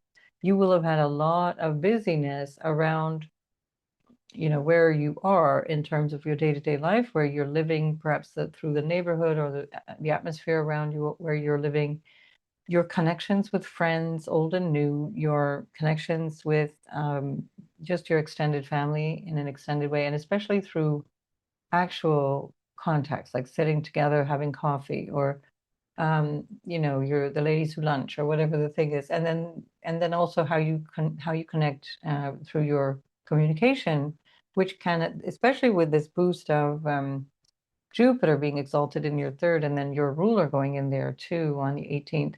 This can be a fantastic opportunity to really, you know, speak from the heart. And again, that could be what this Mercury Cazimi has brought you, an awareness of, okay, this is what needs to be expressed. This is what I have to say. Venus rules your house of work and your health and your day-to-day experience of life, your habits and stuff. And in the second house, maybe you've also learned how to take good care of yourself or pay more attention to what is supporting you, paying more attention to how you are not great at doing that. Let's face it, Taurus. You know, Gemini on the second is things are very variable. And you can be a little bit sort of, might undermine yourself by being inconsistent around diet, lifestyle choices and things like that, where, you know, not entirely, it's not necessarily a very bad thing, but if it's been something that has been undermining you, you might actually become aware of those things. And especially because also you've got Chiron, it's been in your 12th house for so long, which is really about things that are happening in ways that you might feel inadequate or insecure about yourself. And it causes a certain amount of self-sabotage. This is the 12th house of self-undoing, and Chiron itself can represent self-sabotage. And here we have Mars with Chiron exactly at the time of this new moon. And it's sextiling your ruler, it's sextiling Venus. So there's a lot you can take action on, but through the realization of your value. Puppy, we're going to have to go out later. This is Meta. She wants to go for a walk, but we're not going now. Saturn is also in the 12th house. So you might start to realize since February already, but this is part of the dynamic currently, where you really need to kind of pull together some threads that may seem a little bit confused, either around your family lineage, your ancestry, your well-being, your health, your physical or mental health, things that feel like you might have felt a little bit isolated or abandoned. Again, there's a lot of support for socializing in so many ways here, so that may have been, you know, against the evidence, you may have felt like you were isolated or abandoned, but it wasn't because you weren't with people, for example. So question that. Why am I showing up in this way that feels like somehow there's something missing? And then notice that the North Node with Fomalhaut is for you in your house of the future. It's your wishes, your hopes, dreams for the future. It's your, again, socializing, how you connect with groups of people, how you connect with society or like networks, friends, acquaintances, more like not the super duper friends. That's more like the third house or even the seventh house. But this is your friends that you golf with or whatever, the bridge friends or whatever. And so there's something here that you might find deeply inspiring that comes either through a person or that comes through an awareness of a vision, let's say, something that you can feel or see or hear about where you're going. And it's really about having a sense of release. There's a sense of grace involved in this.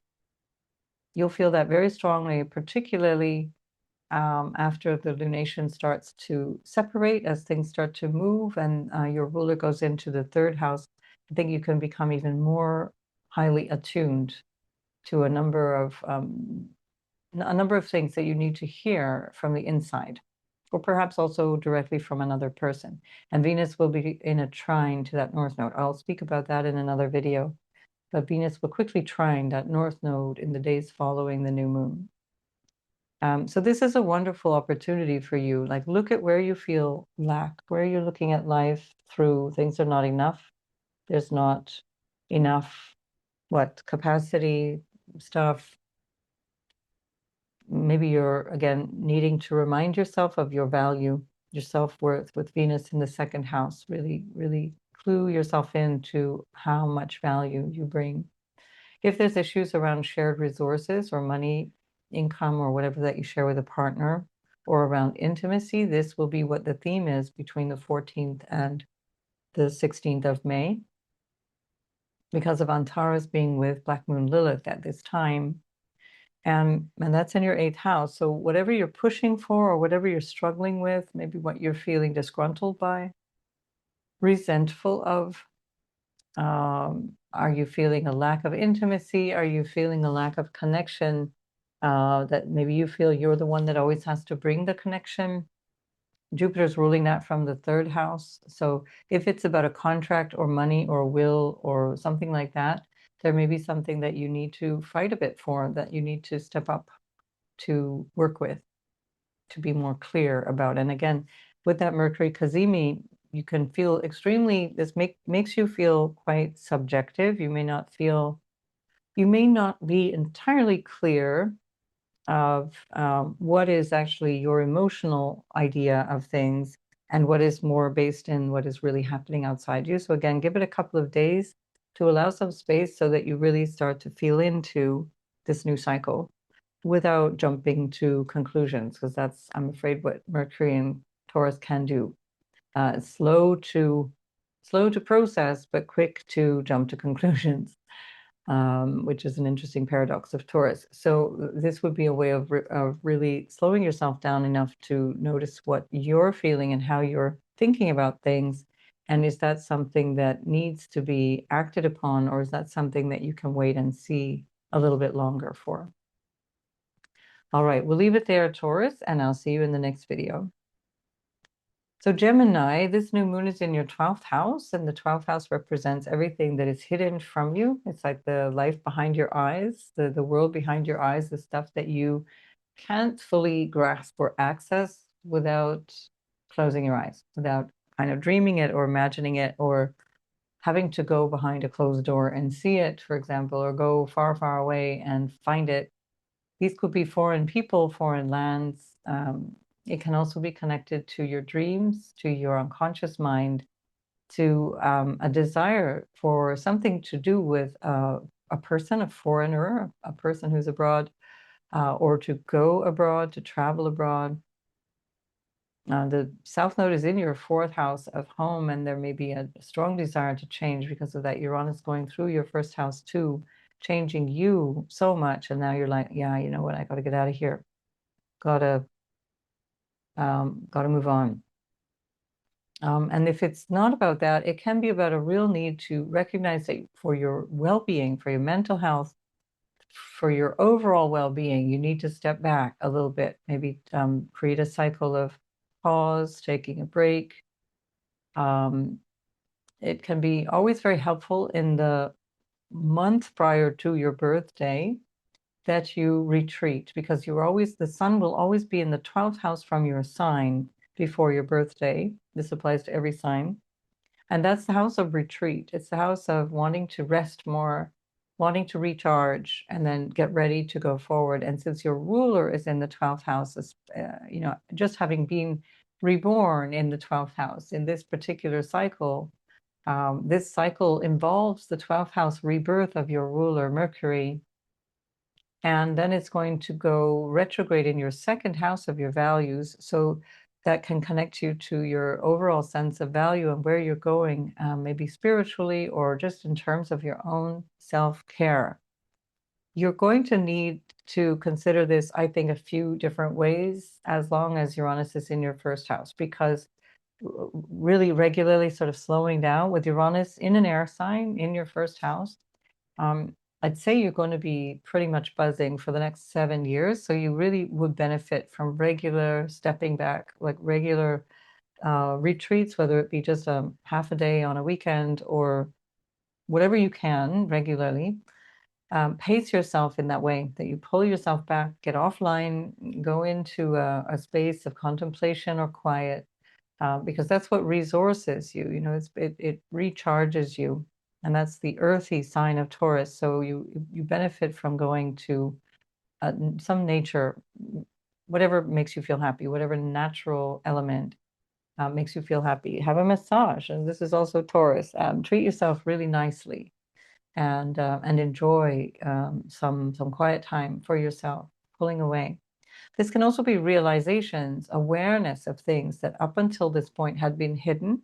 And you personally will have deep insights because Mercury, your ruler, is going to be coming across Alcyone and then immediately conjoining with Alcyone and Uranus as it enters in on the 18th of May. And the sun will come in and be roughly at the same place. So all of them will be piling up in the first 2 or 3 degrees of your sign by the 20th. So this will be a huge opportunity to listen deeply, get insight, get some spiritual awareness or deep sort of intellectual inspiration. Fantastic for you. And equally, because you also have Fomalhaut with the North Node from the 2nd of May till the 28th of June, this can be about instincts or guidance, grace, allowing for grace in terms of your direction forward. Like, where am I going with everything? How do I want to get there? So there's lots here that you can work with that is coming from an intuitive place, coming from listening and quietening down. Mars is in your 11th house for the next couple of days. Also on the 18th, Mars will move. So it's really interesting because Mars is moving from your 11th into your 12th. Mercury moves from your 12th into your 1st. And then Venus moves from your 1st into your 2nd house of your values and money and so on. And in the meantime, Mars is up in your 11th house of the money that you earn from what you do, or what you could call like money that arrives at your feet, or things that becomes available to you. Although this is a little bit tricky right now because Saturn is there and Mars in general doesn't necessarily allow for that. So it may be more along the lines of that might be possible, but with more effort, or that might be possible, but with a bit of negotiation. But more really what this is about stepping up into your own future, designing your own future, and connection with society, or the way you want to move forward into maybe new networks, or how you're networking with people. This could be about an elder sibling potentially as well, but it can also be, or an uncle, but it can also be something to do with how you're dealing with the balance between self-assertion out in the public, or in terms of groups, or in terms of how you're connecting with friends, or more like acquaintances and social networks and things like that. Because Mars is with Chiron at this time. So right at the new moon, Mars is exactly conjoining Chiron. And there's a lot of interesting dynamics around this new moon that will really propel you in a different place, but it's coming from things that are perhaps even a little bit unconscious and maybe not in your awareness until Mercury arrives in your first house a couple of days later. So you might be dealing with some things, and then you realize later, oh, that's what that was about. That's what that was all about. So it can be really helpful right now to focus on what are my goals, what are my ambitions, and where have I been holding myself back, or underestimating myself, or allowing other people to underestimate me in this area of life that is taking me towards what I want in my future. This will be the last time Mars is meeting up with Chiron. And for that matter, your ruler Mercury will be meeting up with Uranus for the first time in this Uranus cycle. It didn't happen last year because Mercury wasn't in Gemini when Uranus was in Gemini from July through November. So loads of novelty here, loads of things that you can literally feel from the inside out are taking you in a direction of a new future, partly because of how you're showing up. So Jupiter is in the 2nd. There may have been some expenditure, and this could also be what the Taurus dynamic is for you around the new moon, realizing where you need to manage spending, realize where you need to value a way of managing your money, or a way of managing your whatever is feeling like it's not really, you haven't really got a grip on it, but you might be taking away from yourself at this time in terms of sustenance or support. It's really important to examine, have I been foolish with my money, or have I been taking good care of my money? This would be a really good way to question yourself. If there has been a loss, this could also be a loss of any different kind. It could be a loss of a friend, for example, or a family member. And again, it can be a financial loss as well. If that's the case, then this is an opportunity to say, right, well, I'm going to, make my peace with this, do the grieving that I need to do, however long that takes, and then this is a new start. This is a new beginning. So not to dwell on these things. This is a 3-year cycle that you're beginning here. It's something quite powerful for you. All right, Gemini, so make the most of this, and I'll see you in... Oh, and before I forget, yes, of course, in your house of relationship, you have Black Moon, Lilith, and Antares. So if you've been pushing the envelope around a relationship, if there's been something that you're really pushing hard, but not really getting much back, or you're finding yourself really stirring the pot and creating perhaps a bit of chaos, because that's also an energy that can be there. This would be kind of wondering what is going on in my mind, like what is going on in my unconscious that this is happening, that either the individual is doing it or I'm doing it, and what's going on that is making, perhaps it's a feeling of, again, maybe this frustration around not knowing how to use your anger constructively, or not knowing how to express yourself and assert yourself. This might be tied to the dynamic of relationship for you. Are you on the same wavelength? Are you sharing the same values? Are you pushing too hard, or are you expecting too much in a relationship, for example? And that can be a business partner as well as a life partner. All right, we'll leave it at that. I'll see you in the next video. Good luck, Gemini. Cancer, this is happening in the new moon in Taurus is in your 11th house. It's a money house as well. That's the house of great gains, or the gains of things that you earn, let's say, from what you do. If you're earning income from a business or from the projects that you organize, it's accolades, or it's a new way of seeing yourself in the public eye, or a new way of being with your audience, or a new way of connecting socially through a network, through a group, through friends, casual acquaintances especially, but even potentially an older sibling, for example, especially because Mercury, the ruler of your house of siblings, is there at the time of this new moon. It's only just been reborn, in fact, in the sun, in the heart of the sun before this new moon. So this new moon is pretty extraordinary for new beginnings. And this is also the area of your future. So where do you see yourself going forward? And that is a good thing to think in terms of planning the next 3 years. Whatever this is about, we're closing off the previous 3-year cycle, which was also here in this 11th house of your future, or great gains, or the audience, or connecting with groups, etc., etc. And it also is the beginning of the next 3-year cycle. So do listen to the beginning, as it tells you those dates. And also, this is something about not just prosperity, but do you feel abundant, and are you feeling secure in money? And then we come to Fomalhaut with the North Node in your 9th house. And it's really specific, especially for Cancer, about this notion of trust. Trusting in the divine, trusting that things are exactly as they need to be for you, that nothing needs to be done. On the contrary, you've got Mars and Saturn in your 10th house, so you have to do stuff. You can't get off that hook. But Fomalhaut with the North Node is going to be highly intuitive. This is the 9th house of your dharma. It's a fortunate house. It can bring in grace. It can bring in something that's incredibly inspiring, an awareness of something, or just a recognition of where you can flow creatively, where you can use your intuition. This is the house also that connects you with your intelligence, your higher intelligence, or your capacity as a teacher. You've got Jupiter in the 1st house, which is symbolizing that too. Wisdom, teaching, an expanded sense of self, a more abundant sense of self, especially because 2 days down the line from this new moon, Venus comes into the 1st house. So the 2 benefics will be in your 1st house, which is a nice feeling. It feels very good. And I will do a separate video on that. This does not mean Santa Claus is coming. It just means that it's a whole lot better than a kick in the pants. So, but that depends on your natal chart. So Venus rules your 11th house of great gains, and she's currently in the 12th house.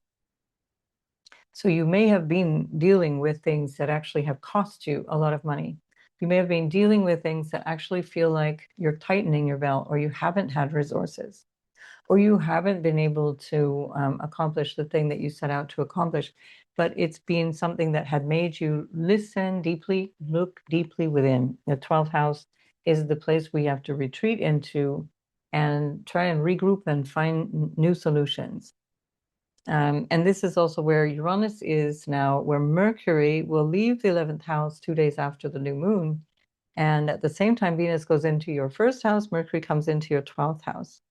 And that will be a deep intuitive opportunity. So for Cancer particularly, you're getting these real inspirational dynamics, inspirational hits, awareness of things, insights in these very spiritual houses. So that's part of your composition, just because of the where these stars are, and then the current situation as well. So you could really benefit from stepping back, listening a lot, having a sense that what you need is going to be supplied, having a sense that what you need to know will be learned or will be heard or will be shown to you in divinely inspired ways.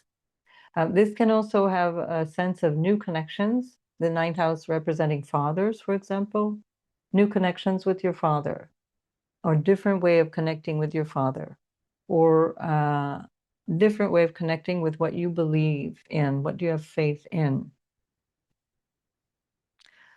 So Antares is in your 6th house with Black Moon Lilith, and that's been from the 14th through the 16th of May, really, really strong. And it starts to separate. After the 17th of May, it's really starting to weaken off, but that's about work. And maybe even about health or what you need to deal with in terms of your physical health. And then the 12th house is your mental health as well. Spiritual health, mental health kind of thing.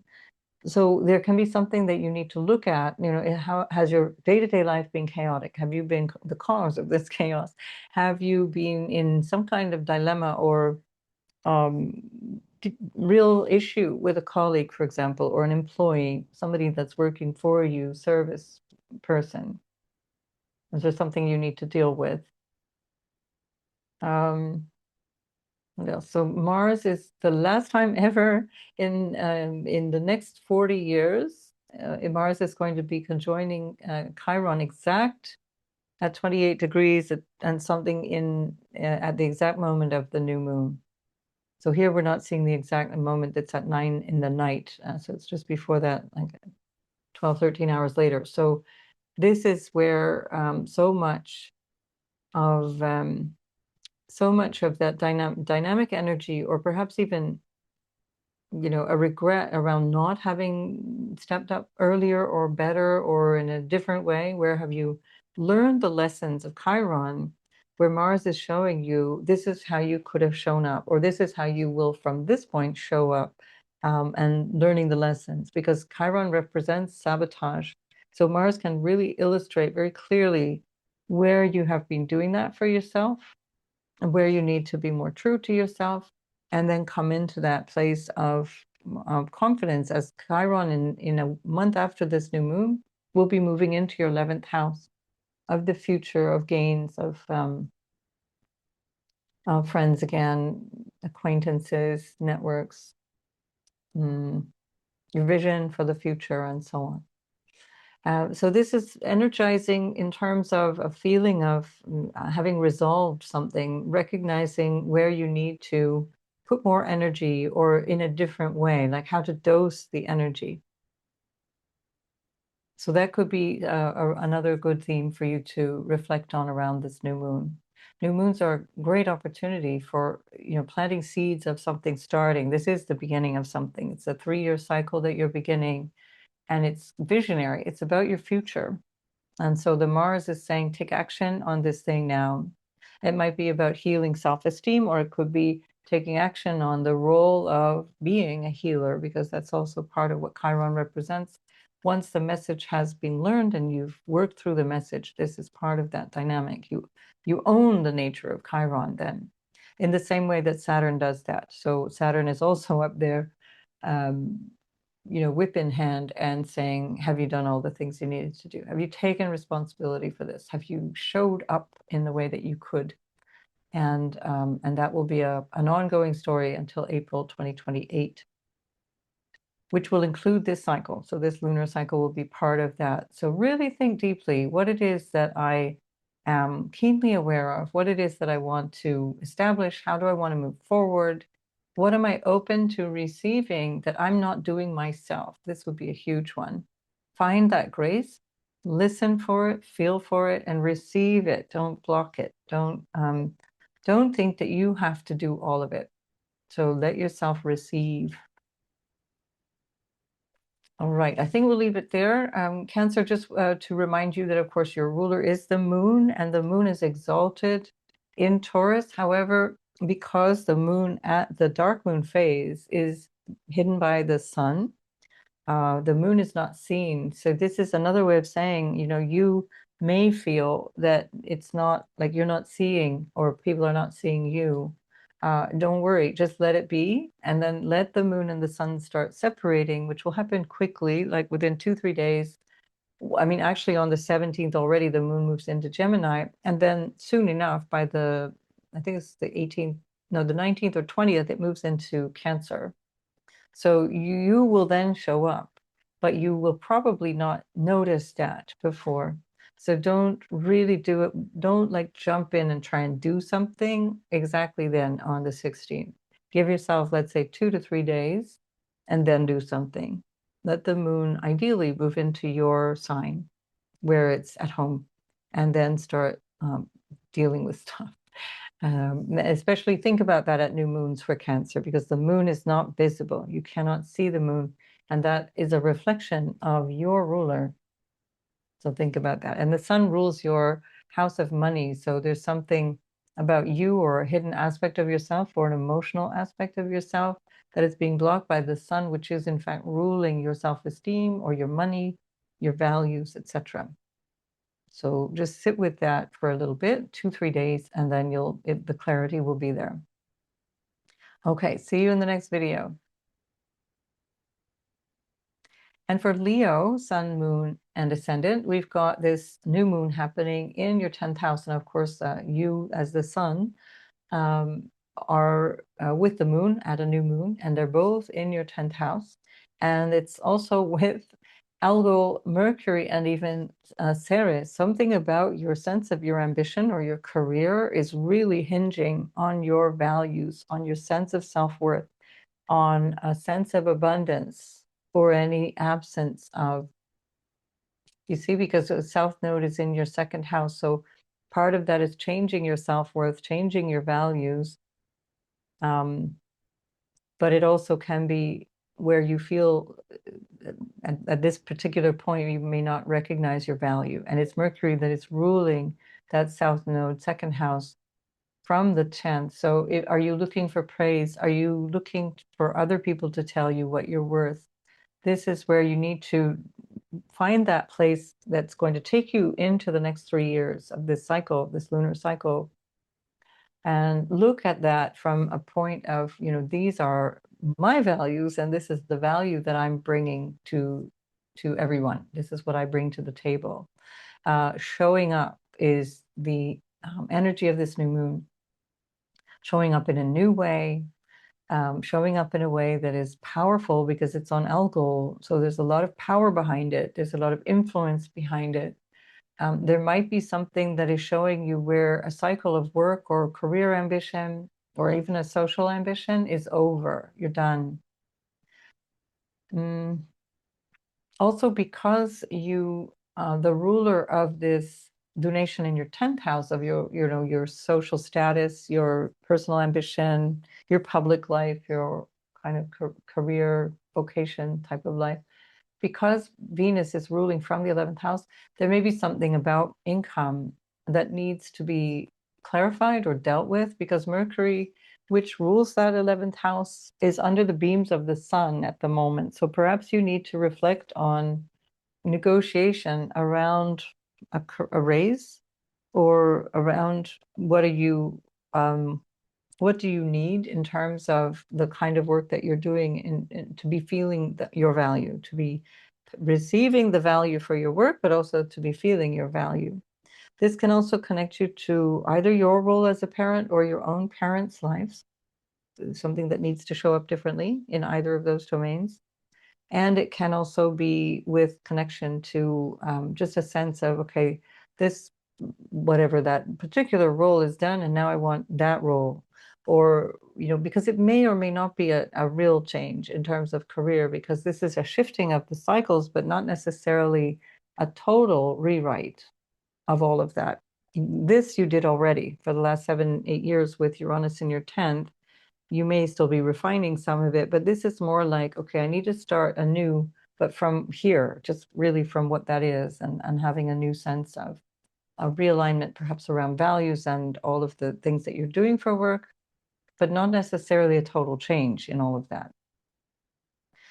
Uranus is in the 11th house, and that's soon going to be joined by Mercury, and then soon after that, the moon and the sun. I think actually first moon, then Mercury, then the sun in the 2 to 4 days after this lunation. So all of the energy that's in your career house is shifting quickly into your 11th house of the future and the gains from all of that. So there may be something that you're recognizing you want to contribute socially, or that you want to participate in socially, or in a new network, a new way of reaching out with reference to your work.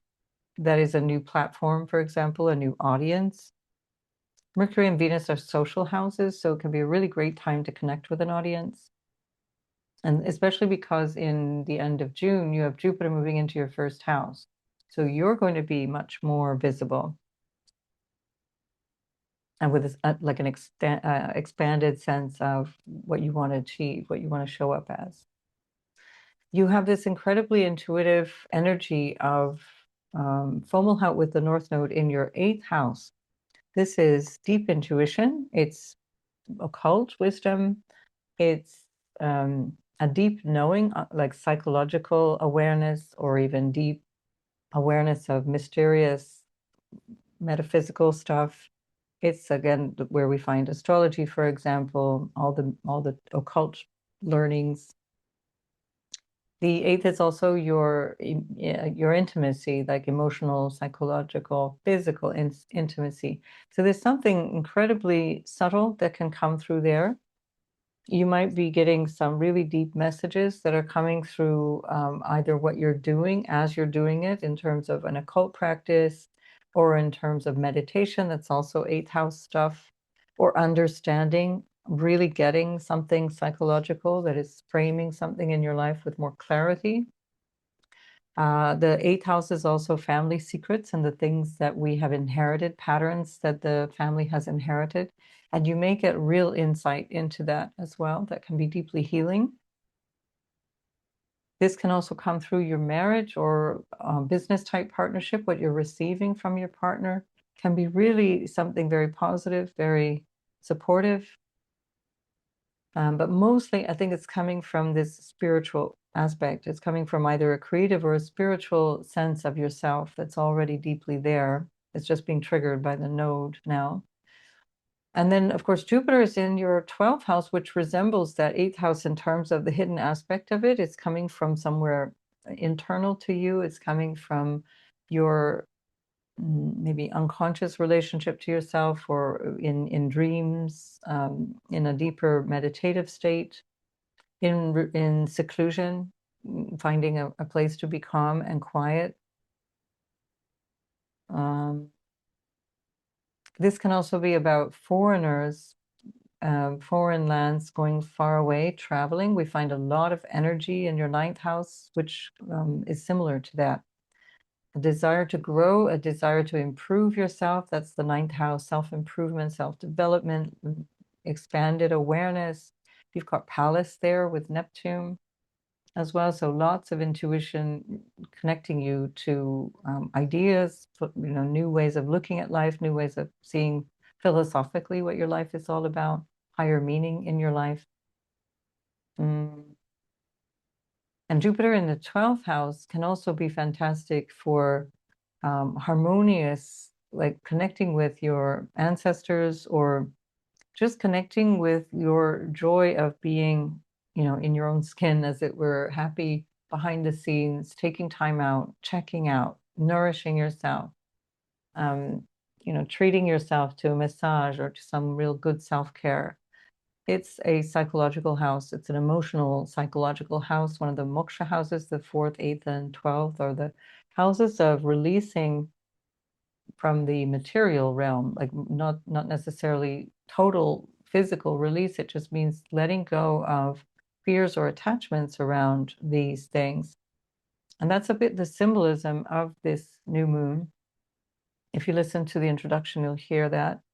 And that's part of your 10th house role. So it might be that you're realizing actually you're happy to let go perhaps of a certain ambition that you had, or that you're recognizing that the ambition was maybe driven by fear, and now you're recognizing you can just get on with it.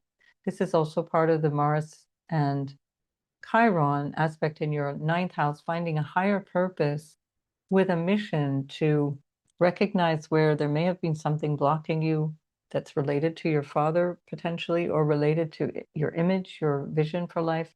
And now with Mars, it's kind of like this final sense of you can use this, do this, use this as a tool, use the Chiron as a tool rather than sabotaging yourself with a feeling of being insufficient, less than, or in whatever way inadequate, which is perhaps what you've been learning over the last 7 or 8 years, where you've really grown in your sense of capacity and your role potentially as a teacher or mentor or a counselor or a guide. Saturn is up there too. So Saturn is in the 9th house, and that's also with reference to where you establish something meaningful, but lasting, like meaningful purpose in life, meaningful ideas of why I'm doing what I'm doing. And this is a great opportunity to do that, especially because you've got all this energy with Alcyon, Uranus, and then soon Mercury and everybody else piling in to the beginning of your 11th house, which is about your future, insights, innovative ideas around connecting, maybe social connections, or connecting to your people, whoever they are, your followers, your audience, your friends, your groups, your networks, with new insights, a new way of showing up. And you are meant to be here as a leader in some way. So this can really contribute to all of that. Are you valuing yourself? Are you valuing your skills sufficiently that you can show up? And when I say leader, don't jump to the notion of like, "Oh, I have to be president." It's just like, no, whatever you're doing, you just have to show the way.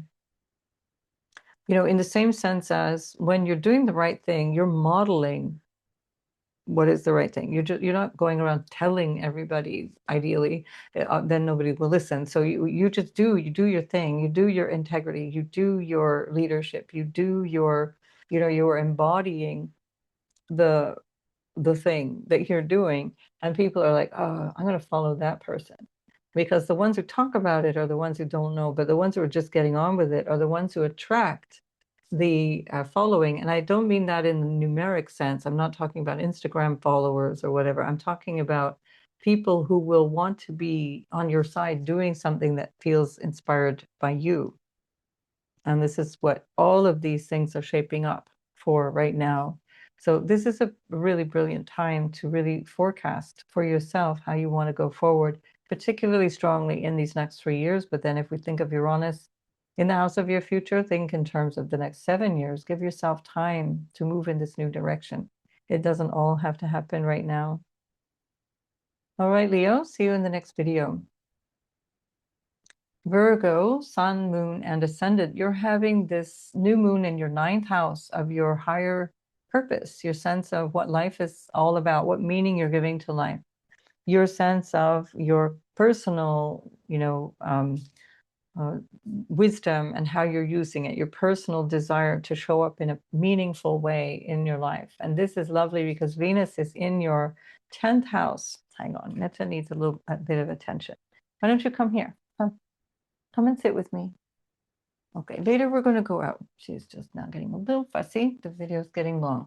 So because your ruler is here with this lunation, but Venus is in the 10th house ruling that lunation in the 9th house, there's something tying in your wisdom and your guidance and your higher purpose to the career in a way that has been an ongoing theme for you for a very long time because of this Uranus back and forth, especially the last year.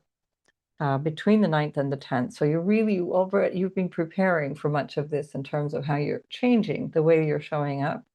But it also shows that your values in terms of what your ambitions are also part of what is already known or assumed by this 9th house wisdom. You've picked it up and you're bringing that out into your vision for your future. Then Venus is going to conjoin Jupiter in your 11th house. I'll do a separate video for that.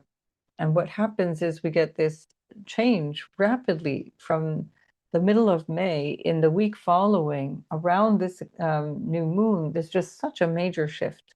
And it's taking you into a different domain of your career, maybe your social status. This could be like where you really decide it's time to tie the knot. It's time to separate. It's time to have children. Whatever the thing is, it's where you really start to get that now the world outside becomes really important in terms of your way of participating in it. You're more visible at this time. You're more visible for a couple of months to come, actually, till well into June, well into July, actually. And so look at all of those different dynamics of how you want to show up, what your future is holding. What is it based on? What is your faith or belief? This is trinal to you, so it's really bringing you good fortune in terms of support and a sense of, oh, I get this. There's something you're understanding about this. It will also be much more comfortable because you've had Mars for quite some time now in your 8th house, basically since the beginning of April, the first week of April or so. Mars has been in your 8th house. That's not super comfortable because that's it's a place of intimacy. It's a place of shared resources. It's a place where you want to be in a safe space with other people, and that can feel really irritable, or it can feel a little bit edgy, especially because Saturn is there too, making things feel a little bit grumpy or serious or heavy. It's great for reorganizing, getting serious about something you want to learn. This is the house of research and deep understanding, the occult, like what is the hidden knowledge of life, of the world. And Saturn rules your 5th house of intellect as well, so it's pulling in there, as well as the Mars, which is ruling that. And now we've got Mars with Chiron exactly at the time of this new moon. So Mars with Chiron is really tight. The exact conjunction is really expressing something about where you might have been tripping yourself up around intimacy, or where you've been dragging your feet, where you've been kind of anxious and fearful, where you realize now, wait a minute, I don't need to do that anymore. And that's where we come back to your 7th house, where you have the North Node on Fomalhaut. And that is from the 2nd of May until the 28th of June, bringing you some deeper insights or some real inspiration that might come through another person or via the fact that you're connecting with somebody, or if it comes through them or because of them, one way or the other, you're gleaning some deep insights. And that can also be about how you're showing up in the relationship and what more you want out of it. Jupiter is ruling that from your house of the future and gains, your social circle as well. So again, loads of blessings. Jupiter is currently in the 11th house, in its house of joy, and the sun, because it's in Taurus for you, the 9th house, is in its house of joy. So this is a real blessing for you, Virgo. This is a really opportune time to do what you really feel you'd love to do. This might require you sticking your neck out a little bit more than you're comfortable doing. Overcoming fear of a lack of knowledge or a lack of connection, and working seriously towards that.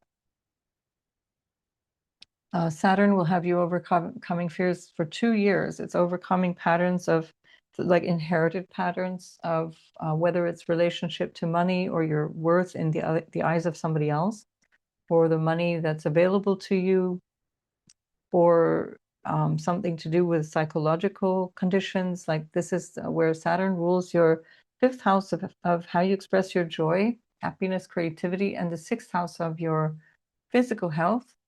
or overall health.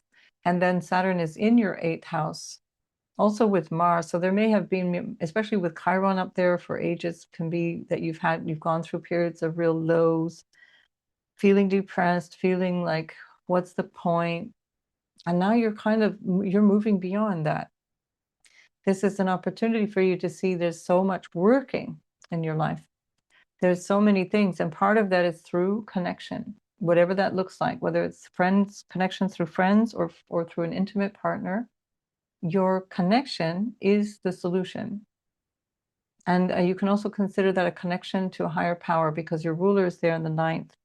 And that's what this new moon is really highlighting. There's something here that is insightful, inspiring. It's really generating a new sense of values, a new sense of security that can be born from having a better relationship to a life philosophy or values. And this could equate also to a new relationship with your father, or a shift in the dynamic with your father, or with father figures like teacher type figures, counselor figures, whatever. And that can be you taking up that role as well, you becoming all those different things. This is great if you're feeling like, yeah, I want to get into counseling and so on, because Saturn in the 8th can help you study or work towards real mastery in terms of human psychology and this kind of thing. And it's ruling your 5th house of your entrepreneurial energy. You work in your 6th house, it's ruling your 6th house of work. And of course, your ruler, Mercury, is up there in the 9th, dying to learn more and more. It's coming out of that, going into the 10th, which is its sign, expressing that, sharing that information, connecting with others around it. So a really brilliant time for you to step up and step out from this place of deep inspiration. And finally, you've got Antares and Black Moon Lilith in your 4th. And this is significant because it's an angular house, so it's not being super powerful for everyone, but here in the angular house, it really is. So that's really about recognizing where things may have felt really unstable, especially around this time. Things may feel a little bit unstable, and you might need to just be a little bit more, like step up a little bit more to create the stability that you need, because this will have been quite some time. Lilith has come through here already. Now she's retrograding back through, and this is an invitation to really recognize where there have been things that may have felt very frustrating around home, or your family, or lineage, this kind of stuff. Yeah, and then of course you've got all this real newness coming up from, you know, the conjunction of all these planets in your 9th coming into the 10th with Uranus and Alcyon. Deep inspiration, and that can be about your sense of your, you know, your career goals, your sense of personal ambition, or maybe a deeper intuition about, is my partner the right partner? Is this the person for me now? Shall we take action? Because also Venus, which is ruling the lunation, is the exaltation ruler of your 7th house, as well as your 2nd house of values, and with the dynamic of relational dynamics, because it's a Venus Libra house. So, okay, I think we'll leave it there. I'm starting to get a little bit tired here, there, Virgo. So I'll see you in the next video. Bye for now. And then finally, we have Libra. You're the last today. And Libra, your other Venus-ruled sign is Taurus, and that's your 8th house. And this is where the lunation is happening. So you have a new moon on Ceres, on Algol, and with Mercury, just after Mercury has renewed itself in the heart of the sun, and creating a new cycle, a very strong new cycle in the domain of intimacy and the domain of other people's money, the shared resources you have with other people, their values. What are their values? How do you relate to that? That's money or things, support that you get from your marital partner or business partner as well. And it's ruled by Venus, your ruler, who is at the end of the 9th house, there at the end of Gemini, and she's just about to go into your 10th house. So there's some notion of pulling together your sense of what it is that you're here for, or the higher meaning, at least, of this moment, and how this is operating, how it's giving you insight into what is motivating you, what feels really important to you right now, what you might need to learn or expand your mind around right now to access this deeper eighth house meaning. And there's something very profound about this eighth house, ninth house connection, because Mercury rules the ninth and Venus rules the eighth. And there's some really interesting connection there, which can also be quite literally, for example, around astrology. The eighth and ninth both are with reference to astrology, Mercury being the planet of astrology as the psychopomp, but also that Venus herself is in Mercury's sign. And then pulling out all of that sort of occult wisdom, this knowledge that might be psychological, or it might have been something that you become aware of in terms of your marriage, or in terms of a business relationship, or in terms of the money that you get from clients and how you might need to manage that differently, or in terms of, hidden wisdom, the wisdom of the occult or wisdom of the mystery schools, fears, awareness of fears or the things that might be holding you back in some way, fear of lack, for example. And the fact that everything then comes together, clustering around Alcyone and Uranus very quickly after this, you'll hear that in the introduction.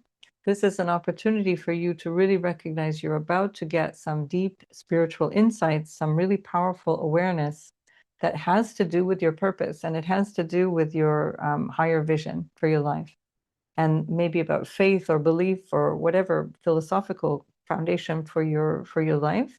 But it can just be really like, okay, this really means something to me. This is important. And this cycle is a 3-year cycle that we're working towards here for all these different subjects that is really crystallized around this Taurus new moon, 8th house. Intimacy of all kinds. Think of relational dynamics around, even whether it be friendships or intimate lovers and so on. It's about how to be intimate with a person.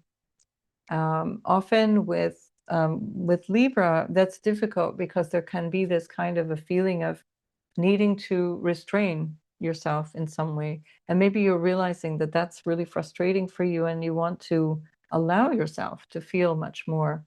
You want to allow yourself to feel much more of the connection with people. And that can be psychological, emotional, or even sexual. It can be around issues of trust in the money area of life, trust in the emotional security, trust in somebody's word, for example. Also, Mars and Chiron are in the 7th house, moving into the 8th house. So first Mars, just going to be on the 18th of May, moving into your 8th house of all of those connections with other people, what you receive through other people. And right here at the very end of Aries, it's going to have its last conjunction with Chiron for the next 4+ decades. So that conjunction with Chiron is symbolic of what you've learned over these last 7 to 8 years, where the message has really been about, am I desirable? How am I connecting with people? How am I showing up in relationship? Where am I wounded in relationship? Where have I sabotaged relationships? And this becomes really, really clear. One of the messages for you very strongly, Libra, is where do I develop my inner authority and stand up in a way that feels like I'm asserting myself without being angry? This is the Mars-Chiron dynamic. How can I really just assert myself in relationships without having to go from either meek and mild to raging and overly angry about something, or overly assertive or aggressive? So here it's finding that balance. What is the thing that how do you relate to your Mars? How do you relate to anger? And Saturn, of course, in the 7th house is also really getting you serious about who you're relating to. So this could be also where you're drawing a line somewhere and you realize, no, you know what, I've wasted enough time. This person doesn't merit any more of my time. Or I've wasted enough, tears and energy. Now I need to focus on myself. And so the relationship needs therapy. This is also the 8th house. I need to commit to healing. I need to commit to marital counseling. I need to commit to some kind of psychotherapy, whatever that is. Speaking of healing, Fomalhaut is with the North Node for you in the 6th house of your everyday well-being, your everyday health. And there can be something deeply insightful that you realize about healing and that you realize about your overall health that you can apply directly to your everyday life. There can be insight in the way that you are in your everyday life. And that's from the 2nd of May to the 28th of June.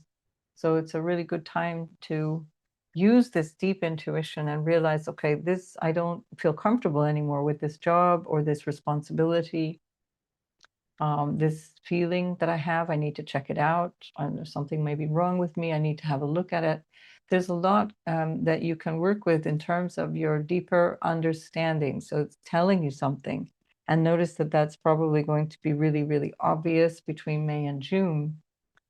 Just in the same way as your insight around why you're doing, what is your higher purpose is going to be very, very strong. So you can combine that, how do I want my everyday life to feel, for example, and how does that help me or tune into my higher purpose? Because later on, you're going to have the nodes, they're already in a square with Uranus, but they will exactly square Uranus in June and into the first bit of July. So this is going to be a huge shift in terms of your day-to-day, how you're showing up, and it's connecting to a revision of your purpose. We've got Antares with Black Moon Lilith in the 3rd house, and that's about speaking. Where have I been? Or it could be also about your day-to-day interactions as well. 3rd house is the busy house. It's where so many things happen, connecting you with other people. But there may be something here where you realize there's a lot of frustration building up and it needs to be resolved, or there may be something that you recognize is happening that you want to step back from. It can be about your overall career ambitions or your social status. Jupiter is ruling that 3rd house and it's currently in your 10th house. And it can be about your day-to-day work, like how work is tying in to this frustration. It's about connection, communication, maybe about siblings or your extended family. This might tie you into your parents as well. Something that needs to happen that you need to take care of, that is something connected to the parental dynamic. So Saturn is ruling 4th house from the 7th. So there's a need, somebody has a need that you need to step into, or that you are the one with the need and somebody is going to step in and help you. And also because Mars is ruling your 2nd house of values, but it's now with Chiron in your 7th house. Those connections, whether they be your relational, like intimate relationships or business partners or deep friendships or whatever, clients even, they need to be bringing you benefit. Like the 2nd house is about value and it's about bringing value. And it's also a reflection of your own self-worth and your values. So if none of that is aligning, then this is where you really get clear. It's like, yeah, this is not working anymore, or this is how it needs to show up. This is how it needs to work. And that could also be where Antares with Black Moon Lilith is recognizing where there's been some resentment or where there's been some deep sense of not having been seen sufficiently, that you are now needing to speak up about it and make a decision. The 3rd house is about choosing. It's about using your willpower and moving on it, doing something different. Jupiter is super helpful for you in the 10th house, and then it moves into your 11th house of great gains in the future. So based on what all of this represents to you, you're building yourself in the direction of your future for 6 weeks from now, with Jupiter going into the 11th. And that's going to be very supportive for you. It'll be sextiling you instead of squaring you at that point. So use this intuitive time, because this is really about drawing deep into your intuitive self, deep into places that you might feel even taboo or shame around, issues that you feel like, I need to talk about this, or I need to reveal this, or this has been revealed to me. And now you know what you want to do on it based on how you see your role in your life, your future, your purpose, and your value. And are things lining up in a way that supports you every day, or is that costing you every day? All right, we'll leave it there, Libra. You were the last one because we started with Scorpio. And I'll see you in the next video. Thanks for being here. Bye for now.